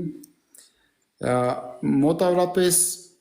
սեպտեմբերի 29-ից մինչև դեկտեմբերի 3-ը Աչաջուրում ենք եղել, այնտեղ ինժեներական աշխատանքներ էինք կատարում, որտեղ մտածում էինք, որ պատերազմը եթե շարունակվեց, Տավուշից էլ է խնդիր լինելու։ Հետո ամսի 3-ի երեկոյան մեզ ասացին, որ տեղափոխվում է ամբողջ գունդը, ամբողջ մոբ ռեզերվով հանդերձ Լեռնային Ղարաբաղ, դեպի ջրականի մատույցներ։ Մեր գունդը տեղակայվեց եւ հենց ջրականում հրետանային գունդը տեղակայվեց մեր կոնկրետ ստորաբաժանումը, որը ինժեներականն էր, ես սակրավոր եմ, ինժեներ սակրավոր, դասակի հրամանատարի կարգավիճակով։ Գնդի մատույցներին համարյա, որտեղ ինչի գնդի մատույցներին արդեն թշնամին այդքան խորացել էր, 20 կիլոմետր մուտք էր գործել, մենք այնտեղ հրամանատարական կետ էինք կառուցակարգում եւ շրջանային պաշտպանություն էինք իրականացնում հրամանատարական կետին, որը հրետանուն հնարավորություն էր տալիս ճիշտ աշխատելու։ Բախտի բերմամբ այնպես ստացվեց, որ ողջ մնացինք եւ փառք Աստծո նաեւ դասակի իմ բոլոր տղաները ողջ մնացին, դրա համար ես ինքս ինձ մեղադրելու քիչ բան ունեմ այս առումով, բայց գունդը մեծ կորուստներ ունեցավ, թե տեխնիկայի, թե զորքի եւ այլն։ Այդ դրանով էինք զբաղված։ Ինչ հրետանի եք օգտագործում։ Ամեն ինչ էլ կար, D20, D30, գրադել ունեինք, սմերչ էլ կար, բայց հետո վերջում երկու հատ ջարդած D20 մնաց, որովհետև գիտեք, ամեն ինչ օդով էր պայմանավորված, ամբողջությամբ խոցել էին, ամբողջությամբ, դրոններով, իսկ հակադրոնային մեթոդներ չունեինք մենք այնտեղ, հոպը առհասարակ բացակայում էր։ Ես չգիտեմ ինչքանով մեկ իրավունք ունեք հիմա այս հարցը քննարկենք ու եթերով, ժողովուրդ, հնարավորինս արեք քիչ խոսենք պատերազմի մանր դետալներից, խնդրանքս։ Դետալների մասին չենք խոսի, դետալների մասին չգիտենք էլ որ խոսենք, մենակ մի բան կարամ ասեմ, որ անկեղծ ասած ես բանակի պարտությունը այնտեղ տեղում չէի շոշափում։ Ճիշտ է, կորուստներ ունենում էինք զուտ բանի առումով տեխնիկայի, բայց եթե հնարավորություն լիներ համալրումները ճիշտ լիներ, ես չեմ կարծում, որ այդքան հանգիստ կկարողանային ջարդել, իսկ հետո արդեն պարզ դարձավ, որ այնտեղ մի գունդ, երկու գունդ չէր, այլ կորպուսների մասին էր խոսքը գնում հակառակորդի կողմից։ Բայց գիտեք ինչ է հետաքրքիր, պարոն Սիմոնյան, ձեզ հրետանու հրամանատար են տվել, ինչի չեք հրաժարվել։ Չէ, ինձ հրետանու հրամանատար չեն տվել։ Ինչ որ ասեցիք, նոր ինժեներա սակրավորային դասակի հրամանատար են եղել։ Ինժեներա սակրավորային դասակի հրամանատար։ իսկ նոր հրետանի ասեցիք, չէ, հրետանու։ Այո, հրետանային գնդով ենք գնացել։ Հրետանու գունդը ունի ինժեներա սակրավորային դասակներ, կարա վաշտել ունենա։ Հրետանին, որ տեղակայվում է, այդ ամբողջությամբ ինժեներական աշխատանքներ է, չէ, այնտեղ կատարվում։ Ձեր գիտելիքները հերիք էր այդ սակրավորման աշխատանքների համար։ Եթե նկատի դե ես ինժեներականն եմ զորքերում ավարտել, նկատի ունենանք այն, որ 2006 թվականի զորացրվել եմ ժամկետային զինծառայությունից, թեպետ եւ լավ եմ անցկացել իմ ժամկետային զինծառայությունը, նկատի ունենալով եմ, որ գիտելիքները լավ էի սերտում, մի քանի անգամ էլ բայևոյականներ եմ տեղադրել զինծառայության ընթացքում, բայց տևական ժամանակ է անցել, համարյա 20 տարի։ Հրամանատար դուք պատրաստ եք այտենց, ասենք ինչի համաձայնվեցիք հրամանատար, որ կարեք զինվոր լինեիք։ Հա, բայց եթե դու գրանցված ես լեյտենանտ որպես հրամանատար այդ գնդում գրանցված ես, ո՞նց գնաս որպես զինվոր։ Թղթերով։ Երեք չի ես զինվոր կգնամ։ Չես կարա, եթե քո գրանցել է։ Եթե ինձ տանեն ավիացիա, ես զինվոր կգնամ, բենզին լցնող։ Լավ, հիմա ձեր նկարները, որ նայում ենք,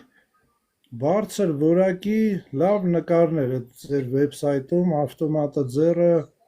Շնորհակալություն։ Դա 44 օրյայի պատերազմի ժամանակ չի եղել, այդ ավտոմատը ձեռը նկարը ապրիլյան քառօրյայի ժամանակ էր մենք հայկական բանակ շարժում էինք նախաձեռնել, որոշեցինք մեկնել, բայց 4 օրում կանգնել էր արդեն, ամեն դեպքում հասանք մռավի գագաթում ենք նկարվել, դա 44 օրյայի չի, 44 օրյայի մեկ նկար ունեմ, որ տեսախցիկին նայում եմ, են էլ ընկերս, մարտական ընկերս ասեց նայի նկարում եմ, մի հատ էլ կողքից նկար ունեմ, Ուրալից թռել էի ներքև, կողքի Ուրալից նկարել էին, այտենց ֆոտոսեսիա այնտեղ չենք արել 44 օրյայի ժամանակ էլի, որ նկարներ լինի եւ այլն, ավտոմատը ձեռքինս 16 թվականի նկարա մռավ լեռան վրա, հետևն էլ Սարսանգի ջրամբարն է երևում։ Վերջի հարցը տամ, ձուկ հնչեցրեցիք, որ Ադրբեջանին առաջարկեք, նա կհրաժարվի։ Հիմա եթե Ադրբեջանը էլի ձեր նույն տեսությամբ համաձայնվի, որ Արցախը լինի Ադրբեջանի մարզում, կամ ես ինչքան հասկանում եմ, դուք պրո-եվրոպական ուղղություն եք բռնում, եթե Եվրոպան ասի, դուք կլինեք Եվրոպա, բայց Արցախը պետք է լինի Ադրբեջանի մարզում։ Դուք Նման բան չկա։ Ես չհասկացա դուք որտեղից նման բան լսեցիք։ Պրո-եվրոպական չի, ես համարում եմ, որ Հայաստանի Հանրապետությունը պետք է լինի քաղաքակիրթ աշխարհի մասը եւ առաջնորդվի բացառապես սեփական ազգային շահերով։ Եթե Ադրբեջանը համաձայնվում է, հարց չկա, թող համաձայնվի, թող այդ ամբողջ գոտին համարի, ապա միլիտարիզացված գոտի Հայաստանի հետ բաժանելի մասը ապահովի ելումուտը, արցախցիները գնան այնտեղ ապրեն, իրենց համար գյուղապետեր, քաղաքապետեր ընտրեն, տնտեսությունը ոնց ուզենան տենց վարեն, դասագրքերը որով ուզենան դրանով է սովորեն։ Եթե դա կապահովի, թող ապահովի, հարց չկա, համաձայն ենք։ Բայց կապահովի։ Ձեր միկրոֆոնը անջատված է։ Ես խնդրում եմ միկրոֆոնները բացելու դեպքում շներին բան հերու տարեք, Արտակ ջան, խնդրանքը շներին մոդիկ միք բերեք, կամ փակեք միկրոֆոնը այդ պահին։ Խնդրեմ։ Այսինքն Ադրբեջանի մեջ լինի, բայց ունենա սուվերենություն։ Դե պարզ է, չէ, որ դա բառախաղ է եւ ընդամենը հնարավորություն է տալու մյուս թեզերը առաջ տանելու։ Մենք աշխարհին ասելու ենք, մենք կառուցողական ենք, դրան համաձայն ենք, բայց Ադրբեջանը համաձայն չի լինելու։ Համաձայն կլինի, հարց չկա, մենք համաձայն ենք։ Բայց ես հաստատ համոզված եմ, որ համաձայն չի լինի։ Պարոն Փաշինյանն էլ է բառախաղ տանում, ասենք տարբերությունը ո՞րն է, պարոն Սիմոնյան։ Ինքը պոպուլիստական հանրահաճո բառախաղ է տանում, որը որ տրամաբանությունից զրկված է։ Իսկ մեր Հայաստանի Հանրապետության բառախաղը կոնկրետ ստրատեգիայի համար է ծառայելու։ Մենք ասելու ենք սրան համաձայն ենք, ինքը ապահովում է, չապահովեց, ուրեմն գնալու ենք պլան B-ին։ Այդ դեպքում եկեք անկախ պետություն։ Անկախ պետությունը աշխարհը համաձայն չի, դե որ տենց է, ուրեմն միացում հիպոթեզն է։ Մեր բառախաղը տանելու է ստրատեգիայի վերջնական։ Իսկ Փաշինյանի բառախաղը արդարացումների ցանկում չի գնալու։ Ինքը փորձելու է արդարացնել իր չարածը։ Ու այս բառախաղը սենց դուք բաց ասում եք, ոչ ոք չի լսում, այս եթերները չկա։ Չէ, թող լսեն, թող անգամ լսեն, որ Հայաստանի Շնորհապետական Կուսակցության վերջնական նպատակը Լեռնային Ղարաբաղի Արցախի միացումն է Հայաստանի Հանրապետությանը։ Թող լսեն։ Դրտեղ որևէ գաղտնի չկա, իրենց անալիտիկ կենտրոնները ինչի չեն կարողանալու հասկանան, բայց մենք ամեն դեպքում մենք իցույց դնելով մեր վերջնական նպատակը որն է, իրանց վատ կողմի վրա ներկայացնելու ենք Ադրբեջանին, լրիվ հիմքերը մենք դրա համար ունենք, կամ փաստական հետևյալներ, կամ իրագործված հայրենազրկում, պատրիոտի ցեղասպանության տարատեսական, մշակութային ոչնչացում կա, ժողովրդին են կոտորել տարիներ շարունակ, հիմա էլ չեք ապահովում, հարց չկա, պարզա որ միացումն ենք տանելու մենք, դեպի միացում թեզի կյանքի կոչում ենք տանելու, ով ուզում է թող լսի, ով ուզում է թող նախապես իմանա մեր պլանը։ Իսկ առանց զինված պայքարի դուք գտնում եք, որ Արցախը Արտակ ջան, վերջին հարցը դա արդեն 8-րդն է, ցավը տանը։ Մի քիչ մարդիկ կան ուզում են բարձրանալ։ Ես մի հատ բան չեմ, մի րոպե սպասի Արտակ ջան, որովհետեւ կիսա չնի, Արգերի Սիմոնյան, տեսեք, Արտակն էլ ունի կուսակցություն, նորաստեղծ կուսակցությունը բավականին շատ խելացի մտքեր պարունակող, ես ծրագիրը մոտավորապես sense պատկերացնում եմ ինչու մասին է։ Իմ կարծիքով դուք իրար հետ հանդիպելու պարագայում շատ նմանատիպ բաներ թեզեր կտեսնեք, քանի ես հիմա տեսնում եմ, որ իրար ոնց որ թե ուզում եք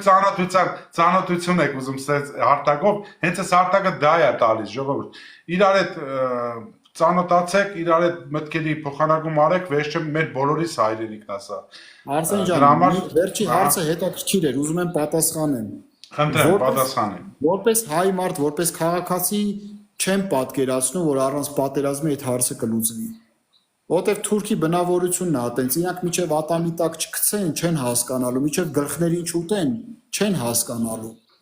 Բայց եթե մենք կարողանանք դառնանք այնպիսի պետություն, որ ամբողջ աշխարհում հարց լուծող է, փողով էլ կարանք լուծենք այդ հարցը առանց պատերազմի։ Բայց դրա համար 100 տարի ժամանակ է, պետք ես չեմ կարծում, որ մենք 100 տարի ժամանակ ունենք։ 5-6 տարի ժամանակ կա։ 5-6 տարվա ընթացքում կարող է ագրեսիան տեղի ունենա, մենք պետք է պատրաստ լինենք դրան։ Ես մի քիչ ուրիշ կերպ եմ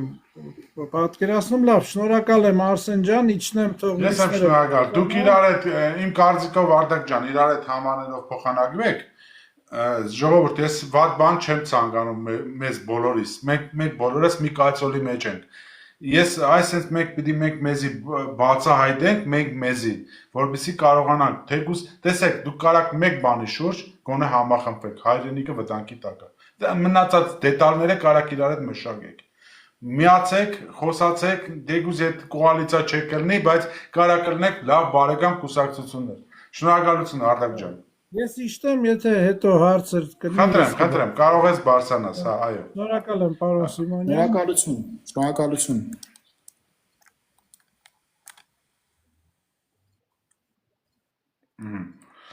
Տեսեք, մի հատ հարցնամ միջև մեր նոր հյուրը բարձրանա, Արգերի Սիմոնյան, դուք ասացիք, որ Հայաստանը պետքա պատրաստ լինի։ Կարճ։ Այո։ Ես սենց եմ պատկերացնում, որ պատերազմները հաղթում են նախ հերոսական ոգի ունեցող ազգերը, երկրորդը անպայման ուժեղ տնտեսությունը։ Կարճ կարաք ասեք, ուժեղ տնտեսություն, ինչ եք դուք տեսնում դրա մեջ։ Ինչ կարա Հայաստանը իր ունեցած հնարավորություններով ստեղծել ուժեղ տնտեսություն, կարճ։ Կարճ, շատ կարճ չի ստացվի Արսեն ջան, բայց հարցը այնքան բազմաբովանդակ է, առաջին հերթին ինտելեկտուալ կապիտալն է, որ կարամ նշեմ, բայց մենակ ինտելեկտուալ կապիտալով չի, մենք ամեն ինչ էլ ունենք։ Մենք խմելու ջուր ունենք, մենք էկոլոգիական գյուղատնտեսություն կարող ենք զարգացնել, մենք ենթակառուցվածքային տնտեսություն կարող ենք զարգացնել մայրուղիների վրա նստելով։ Մի օրինակ կարամ բերեմ, օդանավերի տրանզիտի իրականացման միջոցով հնարավորություն ունենք տարեկան 100 միլիոն զբոսաշրջիկների համար տրանզիտ գոտի ծառայել։ Դուք պատկերացնում եք 100 միլիոն թիվը ինչա, մի Թուրքիայի ազգաբնակչություն։ Այսինքն այդքան մարդ Հայաստանով կարա անցնի ամեն տարի։ Այդքան մարդու համար անգամ օդանավի բուտերբրոդներ սարքելու համար դու էկոլոգիական գյուղատնտեսություն կարաս զարգացնես։ Էլ չասած ծառայությունները, բարձրագույն ուսումնական հաստատությունները, կրթությունը, զբոսաշրջությունը, տարեկան 10 միլիոնի կարաս հասցնես եւ ավելի ամեն զբոսաշրջիկը գա առնվազն $1000-2000 փող ծախսի, թողնի քո երկրում գնա։ Էլ չհաշված քո անհուն կապիտալը, որ Սփյուռքի ձեռքերում կա, որ Սփյուռքին համահայկական պետականություն է սարքում։ Կարճ ժամանակահատված հետո նես պրոյեկտները ստեղ կգեներանան, կապշեք։ Ախր դուք չեք պատկերացնում, պետությունը ջանք ու եռանդ չի խնայում, որ ամեն ինչ կասեցնի։ Ամեն ինչ կասեցնի։ Ես նկատի ունեի ձեր պատկերացման մեջ կա մի sense տարբերակ, որ Հայաստանի Հանրապետությունը ունի արժեք, որը նշանակում ուղիղ ինտելեկտ։ Մենք պետք է օգտագործենք ուղիղը այս բարձր տեխնոլոգիաների երկիր, թեկուզ տարածաշրջանային երկիր դառնալու համար, ու դա է միակ ճանապարհներից մեկը։ Մետաղները, քարը, ջուրը, Դե կա ու կա, չէ, մենք չենք օգտագործում ամենագանձը, որ մեր երիտասարդների ուղեղն է, մեր աջող սերունդի ուղեղն է, որ մենք կարողանանք տանք տարածաշրջանին այն, ինչ որ չունի տարածաշրջանը։ Միանշանակ համաձայն եմ։ Շնորհակալություն Խաչիկ ջան, բարի երեկո, եղբայր, կարող ես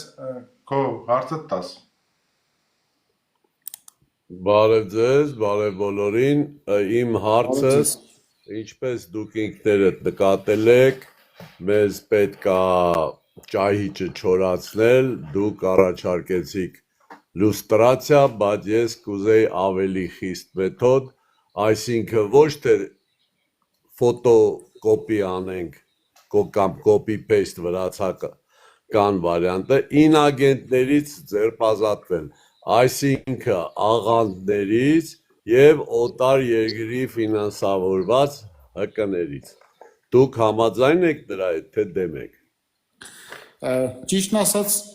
ես կտրուկ արտահայտություններին միշտ դեմ եմ եղել, ինչու, որտեղ մենք տեսել ենք, չէ, որ պատերին ծեփրտողները, ասֆալտին փռողները ուղղակի բառերից են կողմ չանցան։ Ես համարում եմ, որ իրական քաղաքական գործիչները պետք է կարողանան սուր բառամթերք չօգտագործելով ճիշտ թիրախին խփեն։ Լուստրացիա կոչեցյալը իր մեջ նաև բիրտ մեթոդաբանություն է ենթադրում։ Այդ ձեր ասած օտար պետությունների լրտեսական ցանցերը քանդելու, օտար պետությունների միջամտությունը արգելափակելու, բայց դա պետք չի դրա մասին խոսալ, որովհետև դուք պետք է նաև իմանաք, որ մենք թույլի կարգավիճակով ենք հիմա, ոչ փող կա ձեռքներս, ոչ զենք կա ձեռքներս։ Մնացած ովքեր որ ունդեմ դուք Խանգարեց Վրաստանին այդ քայլին դիմել,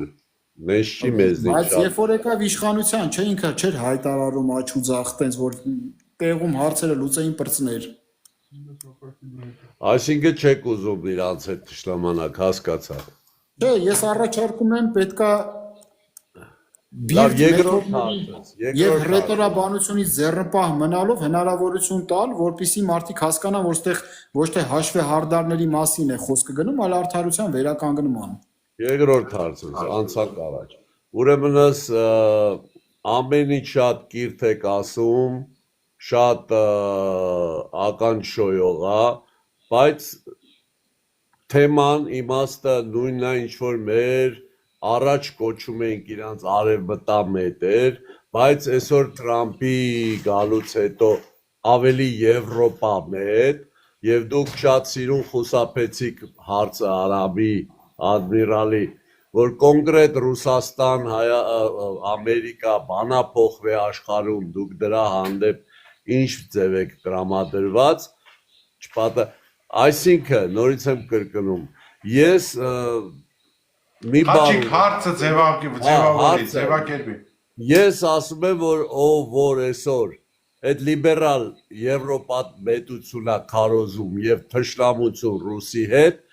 նա մինիմում Զելենսկիա։ Դուք ինչ կասեք դրա մասին։ Տեսեք, օրինակ ձեր հարցի մեջ դուք գնահատականներ եք հնչեցնում ու նաև մի բան էլ կեղծ նշեցիք, որ ես խուսափեցի հարցի պատասխանից։ Իմ բնութագրման բոլոր հարցերին ես դիպուկ պատասխան եմ տվել, սա մեկ։ Երկրորդը, եթե դուք հարցը պետքա ձևակերպեք վերջում էլ բնութագրում տաք, ստացվում է դուք կաշկանդում եք արդեն կանխավ հարցը պատասխանողին։ Ձեր հարցը, որը որ վերաբերում է Ամերիկա եւ Ռուսաստան հարաբերությունները, ես չեմ կարծում, որ բանա փոխվել։ Ես իմ բազմաթիվ եթերներում անդրադարձել եմ դրան եւ ասել եմ, որ Դոնալդ Թրամփի ֆիգուրը պատահական ֆիգուր չի Ամերիկայի Միացյալ Նահանգների դաշտը։ Եվ պատահական չի, որ բազմաթիվ քրեական գործեր եւ վարույթներ ունեցող մարդուն թույլ տվեցին ընտրապայքարին մասնակցի։ Բացի այդ, պատահական չի, որ ցածր վարկանիշ ունեցող նախագահը Ջոզեֆ Բայդենը փոխանինվեց կին թեկնածուով, այնպիսի մի հասարակությունում, որտեղ որ բավականին կոնսերվատիվ մտայնություններ կան, կին թեկնածու, այն էլ մուգ մաշկի։ Ակնհայտ էր, չէ, որ Թրամփի հաղթանակը կանխամտածված էր։ Իսկ ինչի էր, ես մտածում եմ տրամաբանություն փնտրել ամեն ինչի մեջ, ինչի գլխավոր դատարանը նրան չմերժեց նրա մասնակցությունը, ինչի սա կազմակերպվեց։ Մի պարզ պատճառով,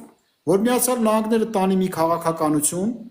որի վերջնարդյունքում կձևավորվի նոր աշխարհակարգ, որտեղ կլինի պարտված եւ ջախջախված Ռուսաստան, տուժած Ուկրաինա, տուժած Եվրոպա, որտեղ միանձնյա հաղթողը կլինի Ամերիկան։ Իրենց պլանը դա է։ Երկրորդ համաշխարհային պատերազմում էլ նրանք ուշ միջամտեցին, երբ որ Եվրոպան ավերակների տակ էր, Խորհրդային Միությունն էլ միլիոնավոր կորուստներ են ունեցել տնտեսական մեծ խնդիրներով հանդերձ, որ աշխարհի հեգեմոնը դառնան իրանք։ Նրանց պլանը դա է, եւ Թրամփի քաղաքականությունը սրանով է պայմանավորված։ Նրանք Ուկրաինային օժանդակությունը փակում են, որ տուժած Ուկրաինա ստանան եւ տուժած Եվրոպա, բայց ոչ հաղթած Ռուսաստան, այլ պարտված Ռուսաստան։ Իսկ հիմնական նպատակը նա է, որ կարողանան տուժած Ուկրաինային եւ Եվրոպային կոնսոլիդացնեն, Միացյալ Նահանգներին կպցնեն եւ հաղթված Ռուսաստանին կարողանան կպցնեն արևմտյան ճակատին, որ միացյալ ուժերով ընդդիմանան Չինաստանի։ Գլխավոր նպատակը Չինաստանն է Ամերիկայի համար։ Որտեղ եթե դուք այսինքն համաձայն եք Զելենսկու պես լինել այդ խրամատի զինվորը արևմուտքի նպատակները իրականացնելու համար։ ոչ, ես համաձայն եմ Հայաստանի Հանրապետության ազգային շահերը։ Ինչ։ Ես մեր շահը չտեսա, ես տեսա արևմուտքի չեք թողնում, որ ես պատասխանեմ ընդամենը։ Հեսա կարկելափակ եմ ես Խաչիկին, դու խոսա Գուրգեն ջան։ Եթե մենք տրամադրված ենք բանավեճ անելու, այդ բանավեճը ոչ Չէ, Գուրգեն ջան, սա նորմալ է, հավատացածեղի, ավելի լավ ասել սուր հարցերը լինեն, դու շատ ճիշտ պատասխաններդ ընչեցրա։ Հավատացածեղի, այս հարթակի համար սա նորմալ է, դու հետո կհասկանաս ինչու համար, դուք հետո կհասկանաք ինչու համար եմ ես սա թույլ տալիս որ լինի։ Ինքը շատ ճիշտ թեմի ֆորմատը գնում է, խնդրեմ, սա ոչ թե ձեզ անհավատության նախանշաններ կա ստեղ, այլ պատասխանեք հակառակը։ Դրա մեջ է գտնվում իրական։ Երբ որ հարցերի մեջ նաև որակավորումներ են տրվում, որպեսզի ոչինչ, Խաչիկին մենք միջև հացավը տան, մենք Խաչիկին կամաց բերում ենք լավ այն որակի, որը դու ասում ես, ասա։ Ես առասարակ համարում եմ, որ որևէ մեկը իրավունք չունի ճշմարտության վերին ինստանցիայով հանդես գա, բոլորը իրանց տեսակետներն են արտահայտում եւ ոչ մեկ ճշմարտության վերին ինստանցիան չի։ Մարդիկ պետք է իրար տեսակետները հարգելու հնարավորություն ունենան։ Իմ կարծիքով Հայաստանի Հանրապետությունը պետք է պաշտպանի իր ազգային շահը։ Եթե Հայաստանի Հանրապետությունը ունի 30-ից ավել միջպետական պայմանագիր Ռուսաստանի Դաշնության հետ, որոնք կաշկանդելու են մեր տնտեսական վերելքը, մի պարզ պատճառով օրինակ կարամ բերեմ, որ եթե գազամուղը կառուցվում Իրանից դեպի Հայաստան, Ռուսաստանի միջամտությամբ 1200 մմ-անոց գազամուղը դառնա 720 մմ-անոց, այն էլ պայման կա, որ եթե զուգահեռ դու ուրիշ գազամուղ կառուցես, ավտոմատ Գազպրոմին է պատկանելու։ Հարավ-Կովկասյան երկաթուղուն զուգահեռ երկաթգիծ կառուցեցիր, ավտոմատ կոնսեսիոն կառավարումը իրանց է պատկանելու։ Սա ստրկատիրության մասին է խոսքը գնում։ Եվ եթե հայ ժողովուրդը այս սպասում է։ Եթե հայ ժողովուրդը Գազպրոմի չի պատկանելու, որպես հայ ժողովուրդի ինչ տարբերություն Գազպրոմի Ուրեմն սրանից հետո կներեք հարգելի Գուրգեն, սրանից հետո իմ եթերս եթե դուք բարդակի վերածեցիք, այլևս իմ մոտ չգաք ժողովուրդ։ Խնդրեմ պատասխանեք պարոն Գուրգեն։ Եվ եթե հայ ժողովուրդը Հռոմի պապից կաթոլիկ ավելի չգտնվի ու անկախացման իրական քայլեր ձեռնարկի, իրականում տարածաշրջանում հնարավոր կլինի նորմալ պետություն կայացնել, որը որ իր ազգային շահերը հնարավորություն կունենա սպասարկելու եւ որևէ մեկի համար բացահայտում չէր, որ Ռուսաստանի Դաշնությունը ուղղակի դավաճանեց ռազմավարական դաշինքի պայմանագիրը ու մեզ քցեց պատերազմի ժամանակ։ Դուք չտեսաք ինչ կատարվեց։ Այսքան բանից հետո եթե ռուսոֆիլ ես տեսնում, արդեն սկսում ես կասկածել մարդկանց մտածելակերպի վրա։ Լեռնային Ղարաբաղում եկան լծվեցին ուղղակի հայաթափեցին, նվիրեցին ադրբեջանցուն ու դուրս եկան, այսքանից հետո դուք Ռուսաստանի մասին եք խոսում։ Ինչ պետք է անի ձեր գլխին ուրիշ, ինչ պետք է բերի, որ ի վերջո հասկանաք, որ դուք անկախացման ճանապարհին եք կանգնած, պետք է ձերբազատվեք այդ կապանքներից կարողանաք անկախ պետականություն կայացնել։ Մի հատ հարց տամ էլի Գուրգեն ջան, եթե կարելի է, Նարեկ ջան, ես կարճ կտամ իմ հարցը, շատ կարճ կներեք։ Մեր վերջին հանդիպումից հետո կարաք նշեք մի հատ դրական շարժ Արևմուտքի Հայաստանի հարաբերությունների մեջ։ Հիշում եք մեր վերջին հանդիպումը։ Բացարձակ ոչ մի շարժել չկա, Արսեն ջան։ Ես խնդրում եք նշեք էլի, եթե մենք արևմտա քաղաքականություն եք տանում Արևմուտքի հետ։ Արևմուտքը չի ուզում մեր հետ գնա այդ հարաբերությունների։ Արսեն ջան, մենք տանում։ Հենց էտա որ չենք տանում։ Ներկայիս իշխանությունները, եթե ձեզ թվում է թե արևմտամետ են, դա կեղծիք է։ Նիկոլ Փաշինյանը Ռուսաստանի պրոյեկտ է։ Եվ ռուսական գործիչ է։ Մոլորությունների մեջ մի մնացեք։ Նիկոլ Փաշինյանը ռուսական դաշտից չի էլ դուրս եկել։ Ինչ արևմտամ այդ քաղաքականության մասին եք խոսում, որ 2-3 հոգի գոռում են, ասում են Ֆրանսիայի հետ ռազմաքաղաքական դաշինք կայացու, դա արևմտյան քաղաքականություն է։ Հայաստանի Հանրապետությունը որևէ քայլ չի արել այդ ուղղությամբ։ Որևէ քայլ։ Բա դուք ինչ եք ուզում, տերևի տակ պարկել դողումա, թուրքն էլ ոտը բարձրացրել է, որ պիտի դնի այդ տերևի վրա առհասարակ լղճորի, Եվրոպան պիտի գա քեզ պաշտպանի, դու ինքդ քեզ պաշտպանում ես։ Լավ, դուք վարչապետ եք, ինչ եք անելու, որովհետեւ Եվրոպան կամ Արևմուտքը մեզ Ուկրաինայի օրին չգցի։ Ուկրաինային ինքը դավաճանել է։ Որ Եվրոպան է Ուկրաինայի, Արսեն ջան, Ուկրաինայի վրա ով է հարձակվել։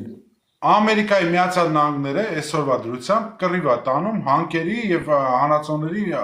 համար։ Ինքը կռիվ չի տալիս Ուկրաինայի ժողովրդի համար, Գուրգեն ջան, արի ճիշտ է խոսում։ Հասկացա։ Տրամփն եկել է առևտուր է անում, ախպեր։ Հիմի որտեղից մեծ երաշխիքներ, որ մենք այսօր գնացինք Ամերիկայի ճանապարհով, վաղը Տրամփի պես մեկը չի գա, չի ասի։ Սյունիքից ցախ հանքերը դուրս, ինձ է դա հետաչքիր։ Քո մնացածը արի ալեգորիկ պատկերացնենք, որ Արնոլդ Շվարցնեգերը մտնում է քո կաբինետ ու ուզում է քեզ ծեծի։ Ծեծեմ ես իրան, ախպերս։ Ենթադրենք հարձակվել է վրեժ։ Բիձա է արդեն, հա, ասա ախպերս։ Իր ամենալավագույն ֆորմայի ժամանակ եկել է քեզ ուզում է ուղղակի ֆիզիկական բռնության ենթարկի։ Հիմա գնաս ում դիմես, որ գա քո կողք կկանգնի, իրանք իրանց հաշիվն են ունենալու։ Բայց փաստը մնում է փաստ, որ քո վրա ուզում են հարձակվեն, չէ՞, դու պետք է ինքնապաշտպանվես։ Ով ուզում է լինի։ Ուզում է Արնոլդ Շվարցնեգերը լինի, ուզում է Տերմինատոր լինի, ով ուզում է լինի։ Հիմա Ուկրաինայի վրա հարձակվել են։ Ուկրաինան իր անկախությունն ու տարածքային ամբողջականությունն է ուզում պահի։ Ստեղ ով ասես կարա գնա միջամտի իր խաղը տանի, քո համար բացա բան չի, գախնի ինչ-որ խաղը։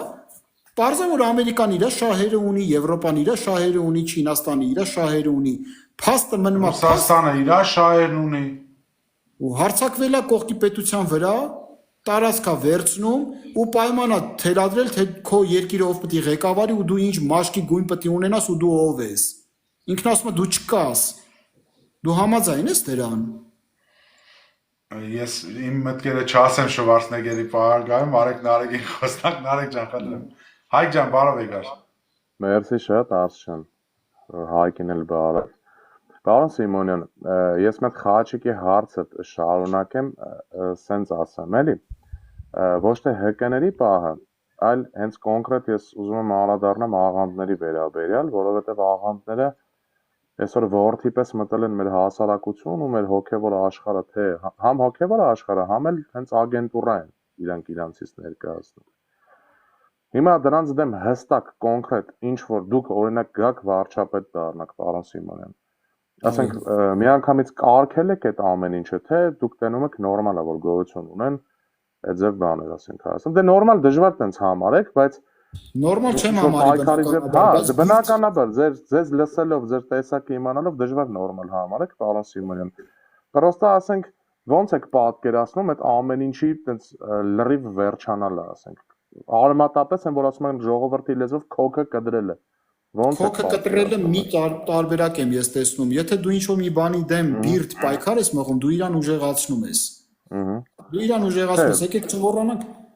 Բիրտ քոքը կտրելը հենց տենց ֆիզիկապես մի հասկացեք, պարոն Սիմոնյան, կներեք որ ընդհատում եմ։ Այսինքն միջոցը ո՞րն է ալնելու դրա քոքը կտրելու, լավ, սենց ասեմ, տենց բիրտ մի միջոցը ասում եմ, հետևյալն է։ Օրինակ հիմա եթե գրագետ մարդկանց ասեն, որ աշխարհը տափակ է ու կրյաների վրա է հենվում, կրյաներն է փղերի վրա են հենվում, մարդիկ կծիծաղեն այդ գաղափարի վրա, չէ՞, կասեն։ Կրյաները չէ, բայց տափակը ես չեմ ծիծաղա, պարոն Սիմոնյան։ Այսինքն կծիծաղան, որովհետև մարդիկ շատ լավ գիտեն, որովհետև օդանավեր են ուղարկվել տիեզերքից նկարահանումներ կան եւ այլն։ Ստացվեց որ մարդը գիտակցությունը, գիտելիքը բարձրանում է, դու չես կարող իրան հիմարի տեղ դնես, ապուշի տեղ դնես ու հոգեվորսություն ունենաս։ Կարևոր մեխանիզմը լինելու է հանրակրթության մակարդակի բարձրացումը եւ նաեւ մեդիա դաշտի որակի բարձրացումը։ Եթե մենք Հայաստանի Հանրապետությունում գերակշիռ հատվածը կունենանք գրագետ զարգացած քաղաքացի, մեր շեշտը լինելու է անհատի վրա, քաղաքացի կայացնելու վրա։ Այդ դեպքում ես չեմ պատկերացնում այդպիսի քաղաքացիական հանրույթ ունեցող Հայաստանում ինչ որ մի աղանդ կա, հնարավորություն կունենա գա իր արմատները գցի, որտեղ մարդիկ ուղղակի չեն հավատա։ Զարգացած քաղաքացուն դու չես կարա գցես թակարդը։ Կյանքի խոսքը ըստ ձեզ, պարոն Սիմոնյան, կներեք, կյանքի խոսքը, ես հստակ եմ սիրում, չեմ սիրում երկար հարցերով։ Կներես Նարեկ ջան, կյանքի խոսքը ինքը աղանդա դե չէ։ Աղանդա, բա ի՞նչ է։ Ում բազմա հազարանոց աղանդները ու ինքը հիմնավոր դուք եկաք վարչապետ, ոնց եք այդ աղանդի քոկը կդրելու ոնց է Նարեկն ասում է։ Հենց կյանքի խոսքի։ Ինչ առաջ մարդկանց մակարդակը պետքա բարձրացնել, եթե դու կոնֆեսիոնալ դաշտ ուզում ես զարգացնես, նա քո եկեղեցին պետքա ի վիճակի լինի նորմալ ծառայություններ մատուցելու։ Մեր եկեղեցին այսօր թուլացած վիճակի մեջ է։ Դու պետք է օգնես, որ քո ազգային ինստիտուտները ուժեղ լինեն, չէ՞։ Մարդուց չես կարա մի բան խլես ու ոչ մի բան չտաս։ Եթե ենթադրենք ինչ-որ մի բան համարում ես, որ պետքա չլինի, դու քո ազգայինը ուրեմն պետքա հզորացնես։ Հզորացրու թո եկեղեցիդ իր գործը կարողանա ճիշտ կատարի։ Այսինքն արժե համակարգային փոփոխություն։ Այո, մարդիկ պետքա նախ գիտակցական մակարդակը բարձրանա մարդկանց, հետո քո ազգային ինստիտուտները պետք է կարողանան ճիշտ աշխատեն, հնարավորությունները մեծ լինի։ Եթե դաշտը կարողացան փակեն ու ճիշտ փակեցին, հավատացնում եմ դրսից որևէ բան չի կարա մտնի հայ ժողովրդի ներս, քաղաքացիական հանրության ներս։ Միայն մակարդակի բարձրացումով եմ ես տեսնում ուրիշ ճանապարհ չի կարա լինել, մենք Իրանի Իսլամական Հանրապետությունը չենք բռնենք, կեսին խաչենք, կեսին վառենք, ասենք այսօրվանից հետո գոյություն չունի sense բան։ Չես կարա ուրիշ տարբերակով, միայն քաղաքացիական հանրույթի գիտակցության բարձրացմամբ եւ ազգային ինստիտուտների հզորացմամբ, ուրիշ ճանապարհ չկա, չես կարա արգելես անգամ։ Իսկ ազգայնականությունը, ցեղակրոնությանը ո՞նց եք վերաբերվում, պարոն Սիմոնյան։ Դրական ազգայնականության ու ցեղակրոնության վրա Գարեգին Նժդեհը կարողացավ որբերի եւ սովյալների Հայաստանը Հայաստան պահի։ Բայց մենք պետք է հասկանանք, որ ազգայնականությունն ու ցեղակրոնությունը պետք է զարգանա ու դառնա հայրենատիրության, պատրիոտիզմի առողջ ընկալման։ Դրա համար նշանակմա դու պետք է ազգային արժեքների վրա հիմնված ավանդական պետական կառավարման համակարգ ունենաս, քաղաքական ինստիտուտներ։ Նժդեհի ժամանակ չկար։ Դրա համար Նժդեհի ժամանակ ուսմունքը դարձավ այդ հիմքը, որ ինքը կարողացավ այդ ուսմունքի վրա ձևավորի ինքնապաշտպանություն։ Եկեք չմոռանանք ինչ Հայաստանում էր, ինքը կազմակերպում այդ ինքնապաշտպանությունը։ Դռնեդուռն գնում ասում էին Հայաստանի Հանրապետությունն է ստեղծվել, մարդիկ գիտեին թազա կուսակցություն է բացվել։ Այսինքն պետական ընկալումը չկար, ուսմունքը ձևավորվեց, որ պետական ընկալումը հիմք դառնա, բայց այդ հիմքին դու չես կարող անդադ վերադառնաս, այդ հիմքի վրա պետք է կարողանաս կառուցես, դարձնես տաճար հայրենատիրության եւ առողջ պատրիոտիզմի։ Ուղղակի մեծ շատ կարճ մեջբերում եմ բոլորի թույլտվությամբ, էլի Արսեն ջան, եթե կարելի է ու փոխանցենք հայկին մեր խոսքը, ասենք ձեր պատկերացմամբ լիբերալիզմի մեջ ո՞նց կարելի է այդ ամեն ինչը կառուցել, որովհետեւ լիբերալիզմը թույլ չի տալիս այնց ազգային հենքի վրա հենվել, ազգային նպատակներ ունենալ։ Լիբերալիզմի մեջ հնարավոր չի, բայց նեոլիբերալիզմի մեջ հնարավոր է։ Նեոլիբերալիզմը առհասարակ ինչ? Թոտենցնի։ Նեոլիբերալիզմի մեջ պետությունը կարգավորիչներ գործարկում է։ Վայրի լիբերալիզմը տենց չի, որ շատ օգտակար բան է, թե շուկայական տնտեսության մեջ եւ այլն։ Վայրի լիբերալիզմի պատճառով նաեւ մոնոպոլիաներ են ստեղծվում, տնտեսությունում օլիգարխիա ձևավորվում, հետո այդ օլիգարխիան քաղաքական իշխանությունը զավթում է, նեոլիբերալիզմը կարգավորիչներ ունի։ Հա, ուղղակի հիմնակետերը լիբերալիզմի ընդհանուր առմամբ էլի, երբ որ լիբերալիզմը ուսումնասիրում ես իրանից ինչ է ներկայացնում, ազգային հենքը հա դու կարաս օգտագործես, բայց հենակետ երբեք չես կարա ստանաս լիբերալիզմի ժամանակ ընդհանուր ազգային պետության, որովհետեւ լիբերալիզմը թողում է արտահոսք մտքի դրսից դեպի քեզ։ Այդ անժխտելի փաստ է բոլոր լիբերալիստ պետություններն էլ թեկուզ նեո ինչ լիբերալիզմ ուզում է լինի, պարոն Սիմոնյան։ Ես չեմ վիճում, հետս համաձայն կլինեք, եղավ շնորհակալ եմ, բայց այդտեղ մի բան կա, դու դարձի մրցունակ, ինչ ես վախենում։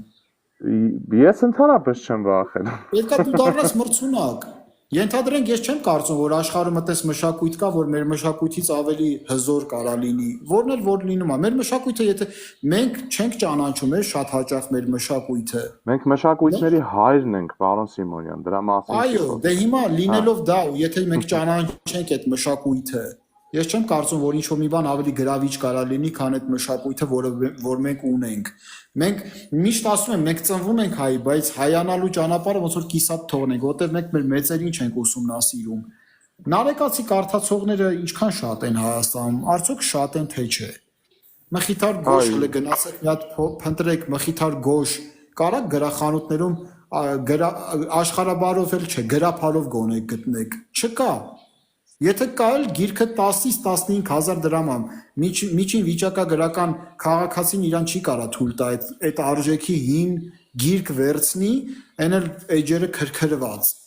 Հիմա ես իմ երազանքներից մեկն է, Աստծո հաջողությամբ մեր կուսակցությունը, երբ որ միսու արյուն կստանա, մենք նաև այդպիսի բաղադրիչ ենք ունենալու։ Ենթադրենք Մխիթար գոշը մի քանի նվիրաբերողների միջոցով հրաշալի գիրք ստանանք աշխարհաբարով, թարգմանված նաև անգլերեն լեզվով, տարածենք ամբողջ աշխարհում։ Կարողա դու կարողանաս քո մշակույթը տարածես ամբողջ աշխարհում։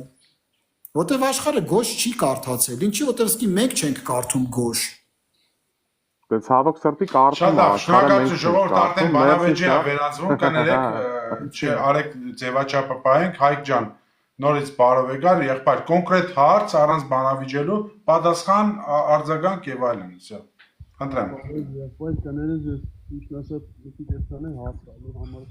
Լավ չի լսվում, Հայկ, вообще լավ չի Ես լսվում։ ասում եմ կներեք ես այդքան է հարց տալու համար չեմ եկել, ես մի քիչ տպավորությունս կիսվելու եմ եկել, ողջունում եմ քեզ։ Գուրգեն ջան, ողջունում եմ որ ստեղ ես, հարցերով շատ հարցերով քո հետ համաձայն եմ, բայց շատ հարցերով էլ կներես մի քիչ մտածելու տեղիք է տալիս, գիտես Ով է անջատում միացնում։ Գիտես ինչն է առաջինը մտածելու տեղիք տալիս Գուրգեն ջան։ Դու մի սցենար նկարագրեցիր մոտալուտ աշխարհակարգի, որ այս սցենարն է լինելու, ու ողջ քո մտածելակերպը, քո պատկերացումները, քո հայրենիքի մասին սաղ գաղափարները, այդ քո պատկերացրած Հա, կներես էլի ուղղակի զանգ է գալիս, անջատում եմ ներողություն։ Քո սաղ բոլոր պատկերացումները այդ քո պատկերացրածի մեջ ես տեղավորում, որը որ ընդամենը քո պատկերացումներ են կամ կարա մի 40 օրինակ գիտնականի պատկերացրած լինի, բայց որը իրականություն չի։ Ու մի քանի հանգամանքներ կան, որ այդ հանգամանքները նայում ես, հասկանում ես, որ կարա հնարավոր է մի 50% հավանական է, որ այդ իրականությունը չլինի, դա լինի մի ուրիշ իրականություն։ Գուրգեն ջան, հասկանում ես, ես երբ որ Չէ, Հայկ ջան, արեք կներես sense, մենք օրինակ ես չեմ հասկանում ինչու՞։ Չէ, նայ, Չեմ ների, Հայկ, մի րոպե։ Ես ուզում եմ, որ մենք 500 հոգի մարդ նստած իրանք է հասկանա դու ինչի նկատի ունես։ Կոնկրետ հարցի պատասխան, ձևաչափ մի փոխի, ախպեր, ձևաչափ չփոխես։ Կարծիք չես կարող ասես։ Եթե կարելի է ես մի բան ասեմ, էլի։ Ես չեմ կարծում, որ մարդիկ ինչ-որ տեսակետ զարգացնելուց ինչ-որ հարևանի տեսակետի կամ կառուցած մտայնության վրա են կառուցում։ Պարզա, որ ես պետք է իմ տեսակետները կառուցեմ իմ մտածելակերպի եւ իմ Եղբայր, ես քեզ լրիվ հասկանում եմ, ճիշտ ես ասում։ Իմ մտահոգությունը նրանում է, որ դու ապագայի տեսլականը քո մի ուղղությամբ ընդամենը, մի տեսլական ես դու պատկերացնում։ Դու հենց հիմա այդ տեսլականն ես ասում ես սենց է լինելու, ու մենք լինելու ենք ստե։ Հազար ներողություն այդ տեսլականի վրա մեր նորագույն պատմության մեջ մի քանի անգամ մենք մեր ղեկավարների պատկերացրած տեսլականի, որը որ շատ ավելի փորձը ցույց տվեց, որ շատ քիչ տոկոս էր կազմում։ Այդ տեսլականի վրա հասանք այսօրը։ Հիմա դու տեսլականի մասին պետք է արդեն բարձրաձայն եք, այտենց Եղբայր բարձրաձայն եք հիմա, դու հիմա ինձ ասում ես, որ շուտով ամերիկան հաղթողնա դառնալու, Ռուսաստանը կրվելու է, Ուկրաինան ասենք մասնատվելու է, դե սցենար նկարագրեցիր ու քո հետագա բոլոր դերերը մասնատվելու է։ Եղբայր լավ չի մասնակցել, ուրիշ հիմա դու մի բան ասեցիր, էլի, այդ հիմա քո պատկերացրած ապագան էր, որը որ մի ապագա էր, դու ընդամենը Ներողություն Հայկ ջան։ Ուրեմն ես ստոպ, ձեր կներես հետ պարոն հատուկ Սիմոնյան։ խոսում։ Հայ ջան, այլևս իմ մոդես չգաս, դե չբարձրանաս իմ եթերից ձևաչափը չհարգես, ես բոլորիդ հետ դուք խոսեմ Արտուր ջան։ Բայց ես պետք է պատասխանեմ։ Ես հարցը, ես իհարկե կպատասխանեմ, ես հարցը սենց ձևակերպեմ Առաջին ես առաջարկում եմ, որ մենք իրար հարգենք, եթե ես հոգնակի եմ խոսում, դուք էլ անծանոթ մարդու Այո, դուքով ենք խոսում, դույով ոչ մեկը, ստեղ ոչ մեկը կուլտուրա է, եւ երկրորդն էլ, երբ որ դու ինչ որ մի նկատառում դիտարկում բարձրաձայնում ես, հասցեական պետքա խոսաս ու չպետք է փոխես այն մտքերը, որը որ ես ասել եմ։ Ես Ուկրաինայի մասնատման մասին չեմ խոսել։ Դա չեմ ասել։ Եվ երկրորդը ես ընդհանրապես մի տեսակետ հնչեցրեցի Թրամփի կառավարման հետ կապված։ Ես կարամ դրա երկրորդ տեսակետն էլ հնչեցնեմ, որ դուք իմանաք, որ ես բազմաթիվ սպեկտրներ եմ նայել, իմ տեսակետները զարգացնելու համար չի կարելի մարդուն գնահատական տալ ընդհանրապես կարճ լսելով։ Մյուս հանգամանքն էլ կարամ ասեմ, որ ենթադրենք Էմանուել Մակրոնի միջոցով համաեվրոպական անվտանգային համակարգը կայանում,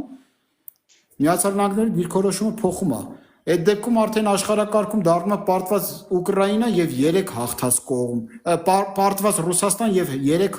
հաղթած կողմ, հաղթած Ուկրաինա, հաղթած Եվրոպա եւ հաղթած Միացյալ Նահանգներ։ Այն ինչ որ տեղի ունեցավ եւս երկրորդ համաշխարհային պատերազմի ժամանակ Շարլ դե Գոլի ժամանակ։ Ես մի քանի սցենարներ եմ դիտարկել։ Հիմա ես ասեմ ինչի չեմ դիտարկում Ռուսաստանի հաղթանակի սցենարը։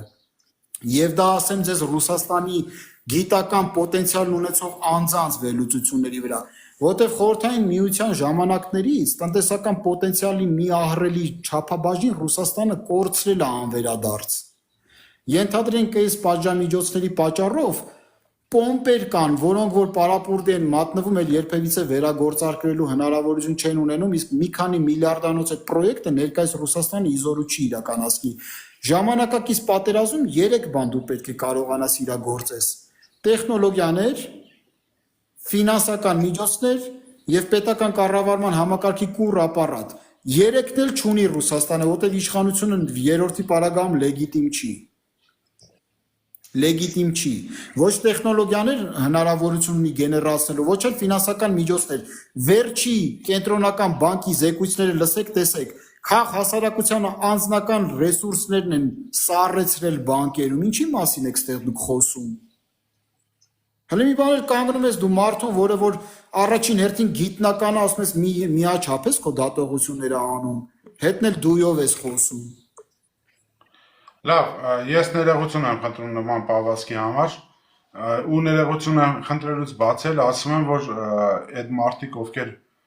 նոր բարձրացան, ես դες համարում եմ, որ դուք պետք է ինձ օգնեիք, բայց դուք ելաք ինձ չօգնեցիք։ Շնորհակալություն ձեզ էլ դրա համար, բայց որովհետեւ չսևեռվենք դրա վրա, ես մի հատ հարցը սենց ձևակերպեմ, թե Արամ ջան, հեսա կարճ եմ ասում հարցս։ Տեսեք, ժողովուրդ, նախ ասեմ ես ձևաչափը ինչի համար է։ Մարդիկ հարգելով մեր ձևաչափը եկել են մեզ հարգելով նստել են ու պատասխանում են հարցերի, չճանաչելով անգամ դեմքերը կեսը չեք է բացում։ Հասկացեք, մարդը գնալու է անդրությունների, ինքը ասում է իր տեսլականը, ինքը ասում է իր ծրագրերը, ուզում ես քո այդ բռնումա, չի բռնում, մեզի вообще հետաքրքիր չի։ Ինձ էլ հետաքրքիր չի, դե ով իմ հետ համաձայն չի։ Լսում եք ինչ եմ ասում, համաձայն չես, հեռու գնա ինձանից։ Հիմա այս մարդն եկել է շատ բաներ կա, որ իր ասածների մեջ կարող են ես էլ համաձայն չեմ, բայց ես իրան հյուր եմ հրավիրել, ախպեր։ Արեք հյուրին ճիշտ ձևով դիմավորենք, ճիշտ ձևով ճամփու դնենք։ Հարցս հետևյալն է, պարոն Սիմոնյան։ Դուք լինելով Հայաստանի Հանրապետության կառավարող ուժի մաս կամ կառավարող ուժ, Ռուսաստանի Դաշնության հետ, որ մենք տնտեսապես այսքան մեծ սերտաշված վիճակում ենք գտնում։ Կարելի ասել տնտեսության մեծ մասը Ռուսաստանի Դաշնության հետ է կապված։ Մեր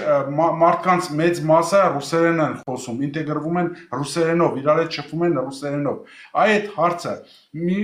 ունեք ինչ-որ ծրագիր, ոչ թե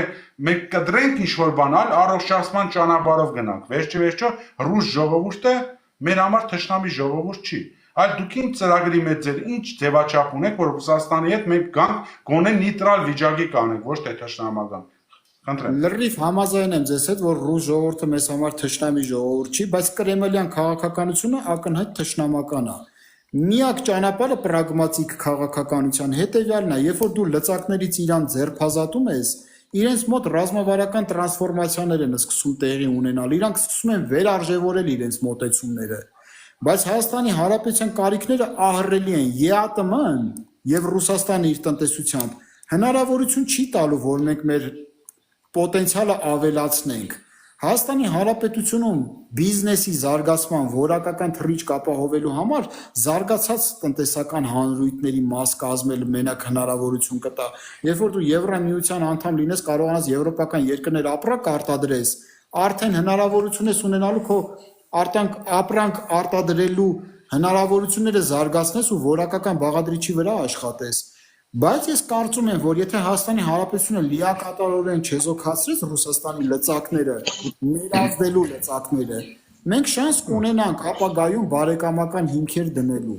փող շահավետ, համագործակցության եւ բարեկամական հիմքեր դնելու։ Բայց դա ապագայի հարց է լինելու, երբ որ Ռուսաստանը կհարգի մեր ինքնիշխանությունը եւ հայ ժողովրդի իրավունքները տարածաշրջանում։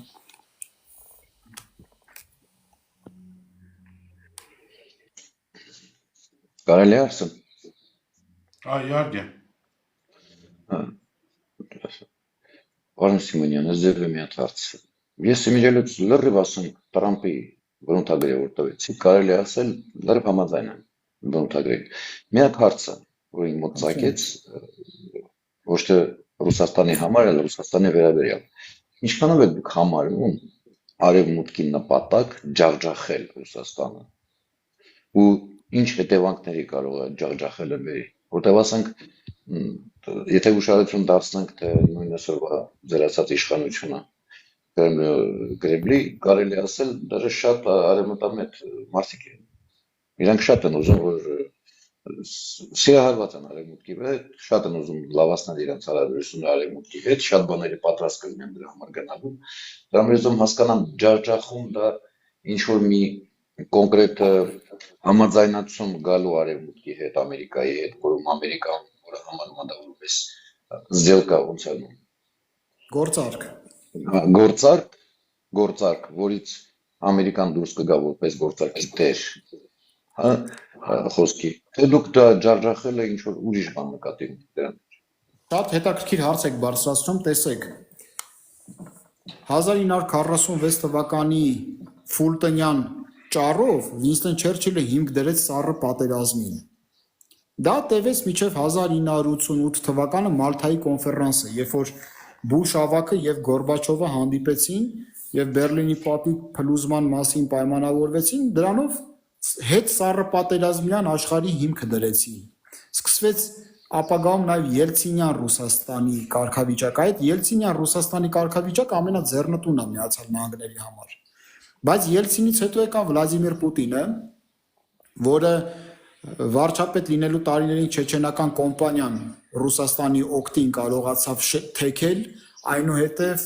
կարողացավ կոնվենցիոնալ բանակի հնարավորությունները զարգացնելով 2007 թվականի Մյունխենյան ճառով չեղարկել հետ սառը պատերազմյան աշխարհը։ Այսինքն նա ասեց, որ Խորհրդային Միությունը հետ է գալիս կոպիտ ասած, վերադառնում է։ Ջախջախել ասելով ես նկատի ունեմ, որ Ամերիկայի Միացյալ Նահանգները ստանա այն Ռուսաստանը, որը որ կար Ելցինյան ժամանակահատվածում, ոչ թե Ռուսաստանի մասնատում, իմ կարծիքով Ռուսաստանի մասնատումը ձեռ չի տալու Միացյալ Նահանգներին եւ Արևմուտքին եւ առավել եւս այդ միջուկային անկառավարելի պոտենցիալը, որ տարբեր սուբյեկտների ձեռքը կարող է հայտնվել, լիակատար ոչնչացում ձեռք չի տա, բայց իշխանության տրանսֆորմացիա գուցե եւ սահմանադրական փոփոխություններ խորհրդարանական կարգերի հաստատում Ռուսաստանում, գուցե եւ ապա միջուկայնացում, գոնե մասնակի, որտեվ Ռուսաստանի Դաշնության տիրապետման տակ գտնվող միջուկային արսենալի մեծ մասը բարոյապես եւ ֆիզիկապես մաշված է, կարող է անգամ կիրառելու հնարավորության դեպքում տեղում ինչ-որ մի բան լինի եւ էկոլոգիական մեծ խնդիրներ առաջացնի ամբողջ եվրասիական տարածության մեջ։ Իր մեծապետական եւ խորհրդային միության կայսերապաշտական մոտեցումների հրաժարում։ Այդա կլինի ջախջախում, ըստ իս Միացյալ Նահանգների համար։ Նրանք ուզում են Ռուսաստանից ստանալ այն Ռուսաստանը, որը կար Ելցինյան ժամանակահատվածում։ Այդպիսի Ռուսաստանը նրանց ձեռք կտա եւ այդպիսի Ռուսաստանի հետ համագործակցության հնարավորություններ նրանք կունենան։ Բայց այդ Ռուսաստանը դուրս է գալու նախքին հետ խորհրդային բոլոր տիրույթներից։ այդ թվում նաև Ուկրաինայից զավթված բոլոր տարածքներից, այդ թվում նաև Հայաստանից եւ Կովկասյան Լեռնաշղթայից հարավ ընկած տարածքներից։ Խնդրեմ։ Մի փոքր ճշտում, իսկ ինչքանով ամես Հայաստանին պետք է այդ ձևը Ռուսաստան Ելցինի 90-ական թվականներին, ինչքանով ամես պետք։ Մեզ պետք է, որպեսզի Հայաստանի Հանրապետությունը ի վերջո անկախ կարողանա լինի։ Մեզ չթելադրեն, թե միջազգային ասպարեզում ում հետ դու կարող ես կապեր հաստատես, ում հետ ոչ։ Մենք շատ լավ գիտենք, չէ՞, մեր արտաքին գործոս նախարարները միջև բանից Ռուսաստանի միդից օրհնանք չէին ստանում, չէին նշանակվում այստեղ արտաքին գործոս նախարար։ Եթե Հայաստանի Հանրապետությունը Գուրգեն, շնորհակալություն, ես ասենք չեմ մեկնաբանելու իհարկե։ Ես հաստատ ձեր հետ համաձայն եմ, որ եթե ես ունեմ կարծիք, դա իմ կարծիքն է, եթե ինչ-որ մեկը համաձայն չի իմ կարծիքի հետ, դա իր անձնական խնդրեմ է։ Լրիվ համաձայն եմ այդ ձևի թեզի հետ, որովհետև ես էլ ունեմ կարծիք, դուք էլ ունեք, իրավունք ունենք։ Մի հատ էլ ճշտում ու ես վերջացնեմ։ Հետևյալը, լյուստրացիա բառը, որ դուք օգտագործեցիք։ Այո։ Լյուստրացիա, որը որ դուք մտածում եք, որ հարկավոր է Հայաստանում անցկացնել, դա պիտի վերաբերվի ընդհանրապես չկախված թե դու ում ագենտն ես, ՑՌՈ-ի, Այո, ՖՍԲ-ի, թե ինչի, թե դա միակողմանի պետք է լինի, թե ամբողջովին դիմադրել դաշտ։ Ամբողջությամբ պետք է լինի միայն բացառապես Հայաստանի Հանրապետությանը ծառայող ամեն ինչ, բիզնես, տնտեսություն, գիտություն, Այսինքն օրենսդրություն, օրենք, օրենքի վերակայություն պետք է լինի, որում արդարությունը պետք է վերականգնվի բազմակողմանիորեն, էական չի որտեղից են եկել ավելիչ գործողություն ծավալել։ Այդքան է Երիկային, շնորհակալություն։ Լավ, շնորհակալություն Արամ ջան, վերջի հարցն այսօրվա Սերի ջան, խնդրեմ հարցը Սերի, ճիշտ եմ կարդում, կներես այդ։ Նախ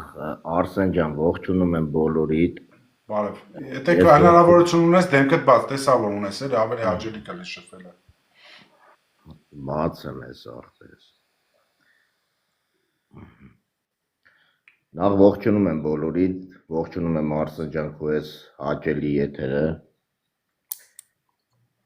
Պարոն Սիմոնյան, ես հիմա ուղղակի ինչ որ ուզում եմ արտահայտեմ, ինչ որ ուզում եմ խոսել, խնդրում եմ հանկարծ չմեկնաբանել ռուսամետ կամ եսին ինչ, ուղղակի ես հարցս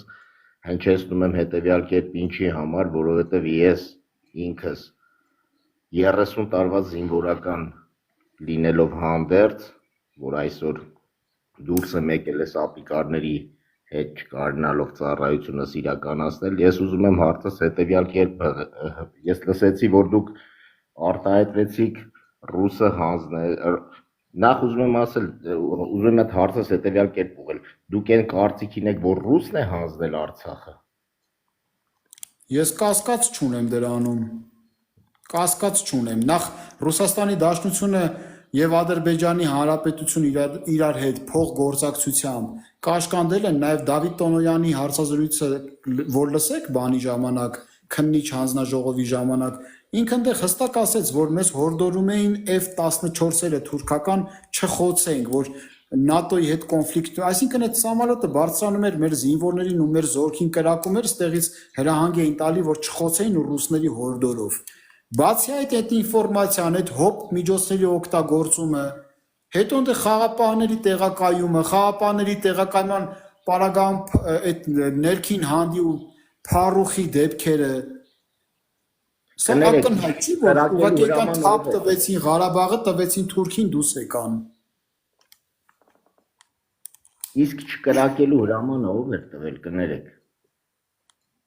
Չկրակելու երբ ինչ նկատի ունեք չկրակել։ Ով էր տվել։ Մեր պաշտպանության նախարարությունը, չգիտեմ, այն ժամանակ գենշտաբի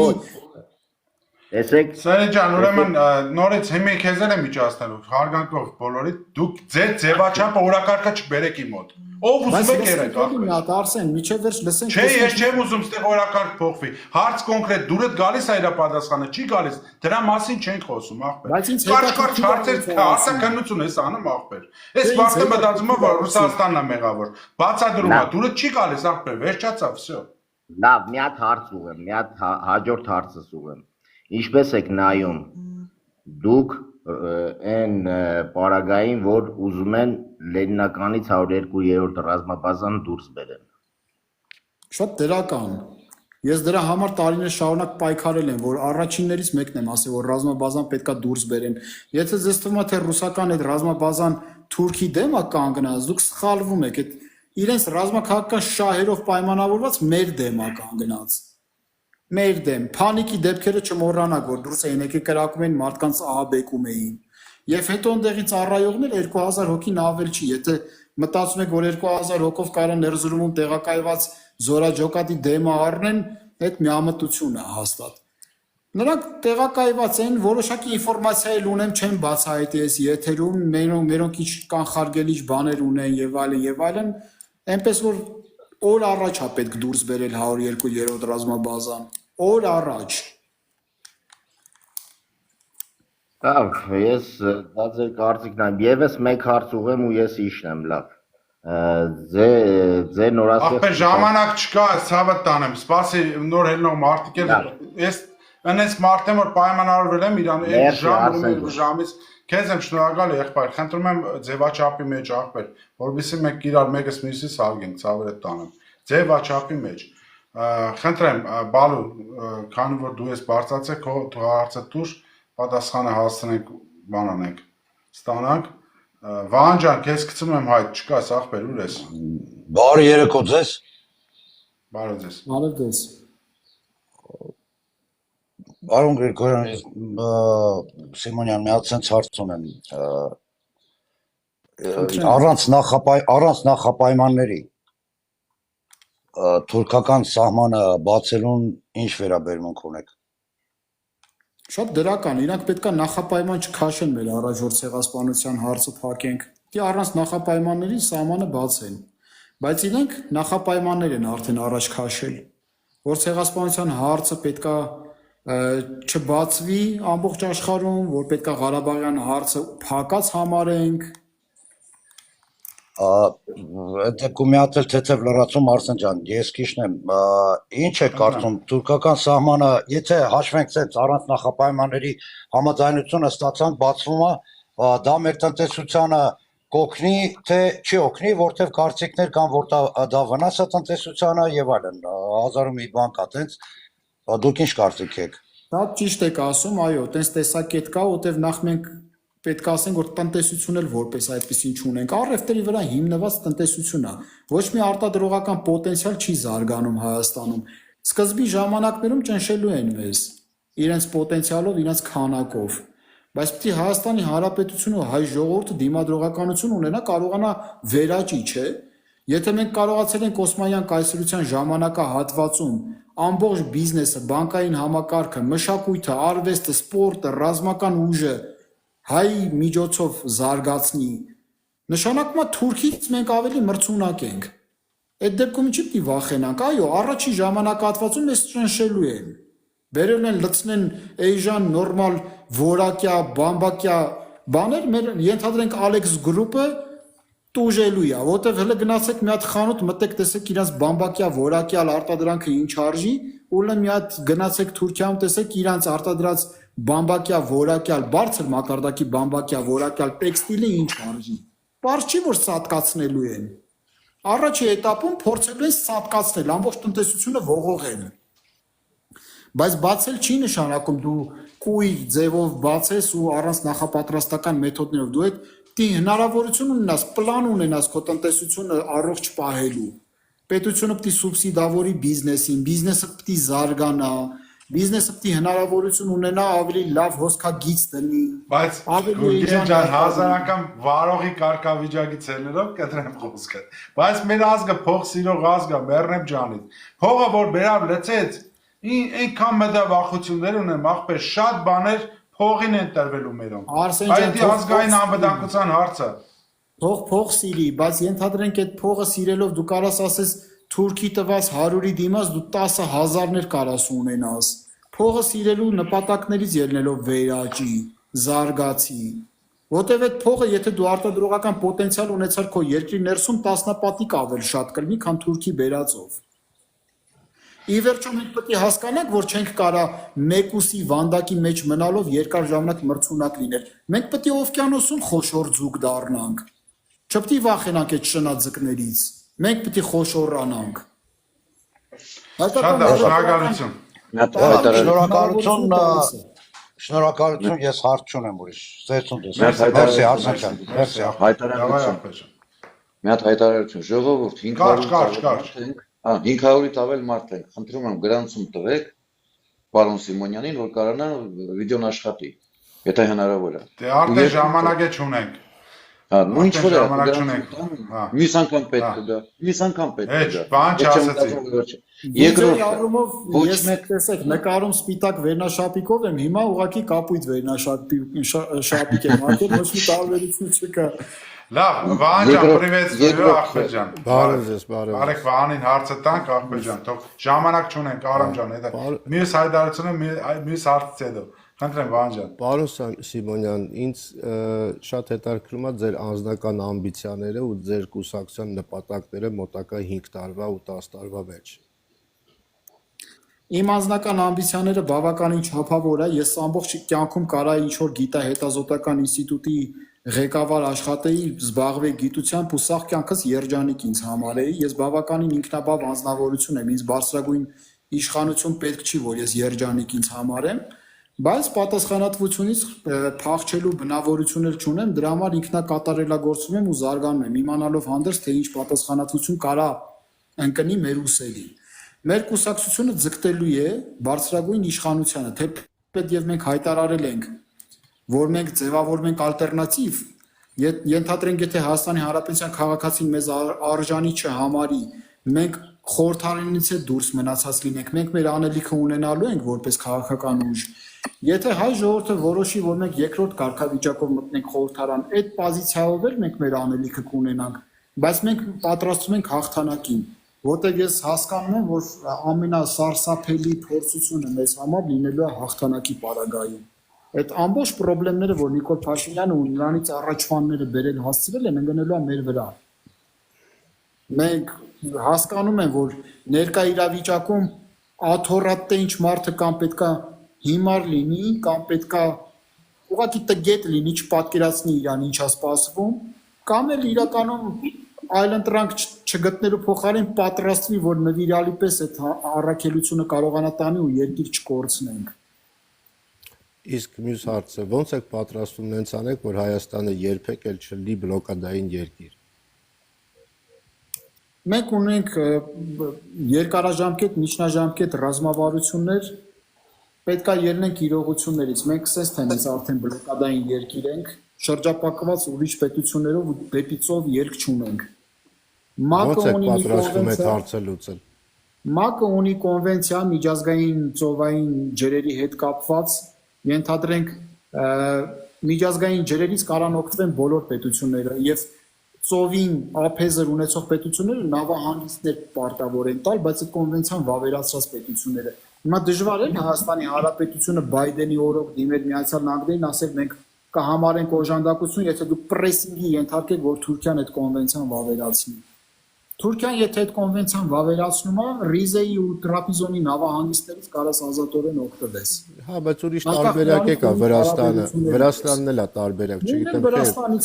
չգիտեմ թե անպայման ամեն թեզը տանում Թուրքիային, բայց մյուս հարցը տամ։ Հարմար է, որովհետև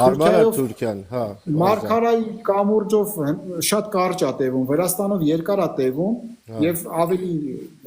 ենթակառուցվածքների առումով դժվար ճանապարհ է։ Զուտ Թուրքիան հարմար է։ Դուք պատկերացեք հոկտեմբերյանից մի անգամից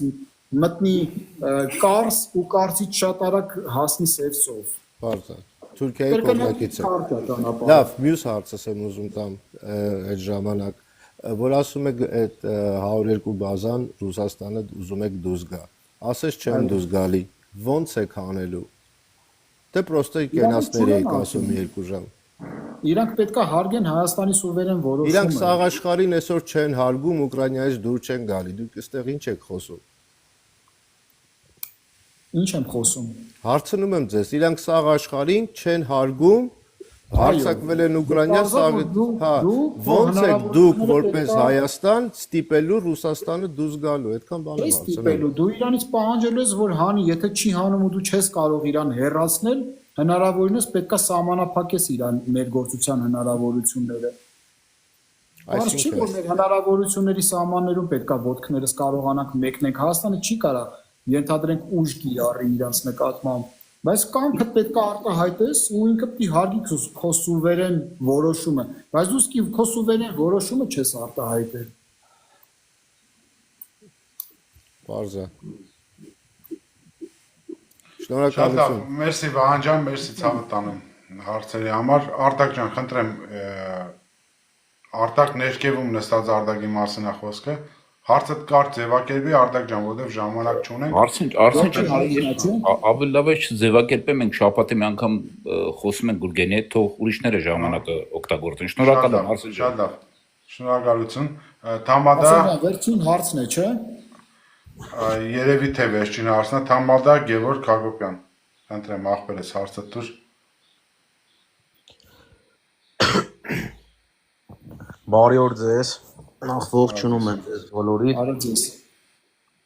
Գուրգեն ջան, ինձ որպես երիտասարդ ցանկալի կլինի, որ երիտասարդի հետևից գնանք դեպի Հայաստանի զարգացում։ Ինձ հետաքրքիր է ձեր մոտակա եւ հեռակա պլանները ապագայի համար։ Դե դրա մասին շատ խոսեցինք։ Մենք արդեն հիմա պետք է Ինչ։ Ես նոր եմ միացել, չեմ լսել։ Հարգելի Սարի, ժամանակ չունենք, նայ, ես հարգելով ձեզ, ես YouTube-ում կտեղադրեմ իմ ախպեր, ինքը արդեն խոսացել է դրա մասին, YouTube-ի տարբերակով կնայես, եթե ավելորդնեց ուրիշ հարց չունես, էլի հիմա հնչեցնելու, ժամանակը որպեսզի սովորական հիմի բայց որ բանջանեք, անպատասխան չլինի, կարճ ասեմ, մենք նախապես պատրաստվում ենք հանդիպումներ ունենանք քաղաքացիների հետ Հայաստանի Հանրապետությունում, ներկայացնել մեր ծրագիրը, մեր կանոնադրությունը, մեր ռազմավարությունը, զրուցել մարդկանց հետ։ Եվ այլն, այդ ամենամոտակա պլաններն է, որ ես ասում եմ, կուսակցությունության հետ կապված, մնացածը արդեն եթերը որ լսեք, մնացած մեր պլանները կիմանաք։ Շատ լավ, քանի որ մենք մի քանի րոպե ուշ միացանք, մեկ վերջի երկու հարցի, մեկ հարցի իրավունքներ Արտակին Սարգսյան տանք, որովհետեւ ամեն ինչ նորմալ լինի։ Արտակ ջան, կարճ ձևակերպի հարցը ցավը տանում։ Պարոն Սիմոնյան, հիմա ձեր կուսակցությունը մերիտոկրատիական կուսակցություն է, ճիշտ եմ հասկանում։ Մերիտոկրատիա։ Այո, այդտեղ նշանակում է, որ արժանիները պետք է գան աթոռի, հա, ասենց ասենք, իշխանության։ Հիմա երկու բան եմ ուզում տեղից դուրս բերել։ Նախ դուք հիմնված եք ժողովրդի ֆինանսավորման վրա, որը որ արդեն մերիտոկրատիայի դեմ է գնալու, այսինքն ով փող տա, դուք այդ մարդուց կախված եք լինելու, այսինքն անձնական կապերն է էլի առաջ գալու, ոչ թե այդ մարդու գիտելիքները կամ արժանինքները։ Երկրորդը, մերիտոկրատիա է ձեր միշտ մերիտոկրատիան միշտ նախ ոչ միտեղ չի եղել, բայց ինքը իրանով որպես տեսություն դուրս է բերելու ինչ-որ մի հատ էլիտա։ Չեք գտնում, որ դա վտանգավոր է ու ոնց է կարգավորելու այդ դրամական զոհաբերությունները, հա, ձեզ, որը ստեղծելու է անձնական կապ ու ոնց եք այդ մարդկանց մերժելու։ Այսինքն այդ մարդիկ, որ ձեզ ինչ-որ դրամական օժանդակություն են տալիս, իրանք ունեն առանձին ինչ-որ օրակարգեր, սպասելիքներ,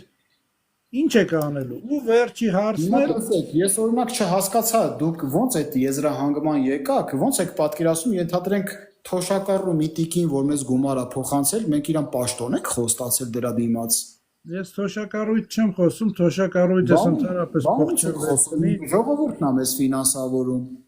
Որևէ մեկի ֆինանսավորումը, որը որ մեզ տրամադրում է, խոստումի դիմաց չի։ Անկամ այն մարդիկ, ովքեր որ մեզ ինտելեկտուալ կապիտալով են օժանդակում, ես ոչ մեկին ոչ մի բան չեմ խոստացել պաշտոններ։ Դա կեղծ կատեգորիա է եւ ես չհասկացա թե որտեղից դուք եկաք հանգեցիք դրան։ Մի հատ օրինակ Մերիտոկրատիան դա է նշանակում, որ մարդիկ ֆինանսավորում են իրենց ազգային ուժը եւ այդ ազգային ուժը հանձնառու է դառնում լավագույնների համար ճանապարհ բացելու։ Մենք պետք է փնտրենք տարբեր ոլորտներում լավագույններին, նեական չի, անգամ այդ մարդը մեր կուսակցությունից կլինի, թե չէ։ Մեզ հերիք կլինի, որ ինքը լավագույնը լինի ու վավերացնի մեր կուսակցության ռազմավարությունը, որ այդ ճանապարհով է գնա։ Հիմա ես թոշակառու չեմ, վաղը մեծ գումար եմ զոհաբերում ձեր կուսակցությունը։ Շատ մեծ գումար։ Դա ձեր բարի կամքն է, դրա դիմաց դուք ոչ մի բան չունեք ստանալու։ Ձեր բարի կամքն է, դուք ընդհանրապես ստանալու եք, որ ալտերնատիվ ուժ եք ձեր օժանդակությամբ կայացնում, որը պետքա նախկին ներկա հարացույցից Հայաստանը դուրս բերի։ Որևէ մեկը ձեր մեծ գումարի դիմաց ձեզ խոստումներ չի պատրաստվում տա։ Այդտենց լիներ դուք պատկերացնում եք քանի միլիոններ արդեն մենք ներգրավված կլինեինք։ Շնորհակալություն, կներեք, չէ, հարց չկա, Արտակ ջան, կներես, ես արեք ձևաչափն էս անեք, մարդկանց հետ զառանի պայմանավորվել եմ։ Էլիտաների մասով էլ ասեմ, Արսեն ջան, մենք տարիներ շարունակ տեսել ենք տգետների կառավարությունը, որ դատարկա գլուխները եկել են Հայաստանը որփի գլուխի նման ոնց պատայի խուզել են, Վազգեն Սարգսյանն էր ասում, չէ՞։ Հիմա պետքա լինի դասակարգեր մտավորական մարդկանց, որոնք որ հնարավորություն ունենան գիտելիքահենք կառավարում իրականացնեն։ Ձեր կարծիքով Միացյալ Նահանգներում կամ Ֆրանսիայում ամեն պատահած կարա վեր կանա գնա պետական կառավարման համակարգի բարձր պաշտոններին հավակնի, մենք այդ աստիճանը պետքա ստեղծենք, որ մարդը վերև բարձրանալու համար աստիճանով բարձրացած լինի եւ արժանի լինի։ ԼԳՊԴ-յա։ Ինչ։ Եթե ԼԳՊԴ-յա։ Այսինքն, այդ ինչ կապ ունի մեր եվրոպական արժեքներ ենք խոսում, այնտեղ կա այդ արժեքները։ Ես ասում ուզում եմ թող այլմոլորակային լինի, ես խնդիր եմ տալու, ինքը թող լուծի այդ խնդիրը։ Նույնիսկ ԼԳՊԴ-ի ներկայացուցիչը։ Ինչ է ականը, իր անկողինը իր անձնական կյանքը մեզ հուզում է։ Անձնականը չի ուզում, բայց քարոզելը հուզում է։ Քարոզելը հուզում է, քարոզանելու իրավունք չունի իհարկե։ Ով իրավունք ունի քարոզանի։ Իր անձնականը իրանն է, ես խնդիրը տալիս եմ իրան, եթե ինքը լավ մասնագետ է, թող լուծի։ Առանց քարոզանելու իր անձնական նախասիրությունը։ Շնորհակալ եմ Արսեն ջան, շնորհակալ եմ։ Ես շնորհակալ ձեզ։ Պարոն Սիմոնյան, շնորհակալություն։ Շատ թեժ էր, բայց ես մի բան այսօր հասկացա, որ իշքան ուզում եմ մենք այս ձևաչափով փորձենք ինչ-որ բան հասկանանք, չի ստացվում, որովհետև մարդկանց ամբիցիաները չուզենալ լսել ուրիշի կարծիքը ավելի վեր է, քան մարդկանց ճանաչելի քո համար գոնե դարձնելը։ Ինչ որ բանով ուսանելը, քեզ քո բագաժ վերցնելը։ Մենք հայերով ես վերջը պետք է հասկանանք։ Կասեմ, էս էլ Գուրգեն Սիմոնյանին ճանապարհելուց հետո։ Շնորհակալություն եւս մեկ անգամ, իմացեք, որ այս հարտակը ձեր համար յուրաքանչյուր պահի, երբ ձեզ պետք կլինի ժողովրդի հետ շփվելու, մեկ զանգ տալիս եք ու դուք ստանում եք շնորհակալ եմ, որպես վերջաբան կարելի է Արսեն ջան մի բան ես իհարկե։ Շնորհակալ եմ բոլորից իրենց բարձրացած հարցերից, ես միշտ հաճույք եմ ստանում մարդկանց հետ շփվելուց։ Ես տետատետել եմ մարդկանց հետ շփվում, բայց ավաղ ժամանակի խնդիր ունեմ շատ հաճախ, չի ստացվում ժամանակի առումով։ Այնուամենայնիվ հիմա էլ ես շատ հաճույք ստացա մարդկանց հետ շփվելու, իհարկե թեթև բաները մի կողմ դրած, որ անձնական քո տիրույթը փորձեցին չհարգել, քո տեսակետը կամ որակավորող հարցեր եղան, այդ ոչինչ, այդ նորմալ է։ Ամեն դեպքում շնորհակալ եմ հարցերի համար, շնորհակալ եմ հրավերի համար, ես էլ բավականության չափաբաժին իմ ստացա այս եթերից։ Շնորհակալ ենք անչափ։ Կհետևենք, ես բինոկլով կհետևեմ ձեր գործունեությանը եւ հատիկ կհանեմ այն հարցերը, որոնք հետագայում կդամ։ Շնորհակալություն։ Լավ եղեք, ամենայն բարիք բոլորիդ, հաջողություն ձեզ։ Հաջողություն։ Հաջողություն։ Արսեն ջան, երկու բառ։ Խնդրեմ, ասեմ։ Ժողովուրդ, եթե ինչ-որ մեկը մտածում որ ռուսաֆիլ սուր կամ ռուսաֆոբ լինելը դա օգտակար բան է, պետք չէ պես մտածել։ Չմտածեք ինչ-որ մեկը ինձնից ստեղ ավելի ռուսամետ կարող է լինի։ Հա, լավ մտքով էլի, լավ մտքով ռուսամետ, ոչ թե ես եմ ինձ ձևի հասկացողների համար։ Բայց կա ձևաչափ։ Տալիս ենք հարց, լսում ենք պատասխանը։ Այդ պատասխանով գալիս ենք եզրակացության։ Ինչքան է մոտ է այդ մարդու կոնկրետ ասենք գործիչ է հայացքները։ Մեր հայացքներին անում ենք ինքներս մեր համար հետևություն։ Ինչքանով ենք պատրաստ այդ ուժին տեսնել, քաղաքական դաշտում եւ բան անել։ Ինչ որ ձևի ասենք կոնկրետ ցույց տալ, չէ, ես համաձայն չեմ դից սենսորնի, դա պետք չի անել։ Ես էլ շատ կարամ մտնեմ շատ ուժեղ բանավեճի մեջ ամեն ասենք եկած մարդու քաղաքական գործիչը։ Շնորհակալություն։ Ես վերջացնեմ էլի իմ խոսքս։ Ժողովուրդ, եթե ուզում եք սայլակը տեղից շարժվի, ոչ թե պետք է դեմ լնես, այլ կարողանաս ապացուցես։ Տեսեք, նորից եմ կրկնում։ Այսօրվա հնչեցրած թեզերի մոտ 30%-ի հետ ոնց պետքա դա լինի, ես համաձայն չէ։ Բայց միգուցե հյուրը ավելի ճիշտ է մտածում, քան թե ես։ Քանի որ խոսքը գնում է բարձր արժեքների մասին, ազգի, պետության, պետականության մասին, մենք իրավունք չունենք մեկս մյուսից չլսելու, հասկացեք, չունենք, ախպեր, պետք է լսենք, պետք է հասկանանք, որ կա գոյություն ունի Զալատայա Սիրիձինը, մեջտեղ այդ ոսկե միջինը, որ ասում եմ կարանք մենք համախմբենք, գոնե մեկ բանի համար, որ հայրենիք չկործնենք, ախպեր գոնե։ Մնացածը հետո մենք իրար հետ կվիճենք, կհասկանանք ինչ ճանապարհով գնանք։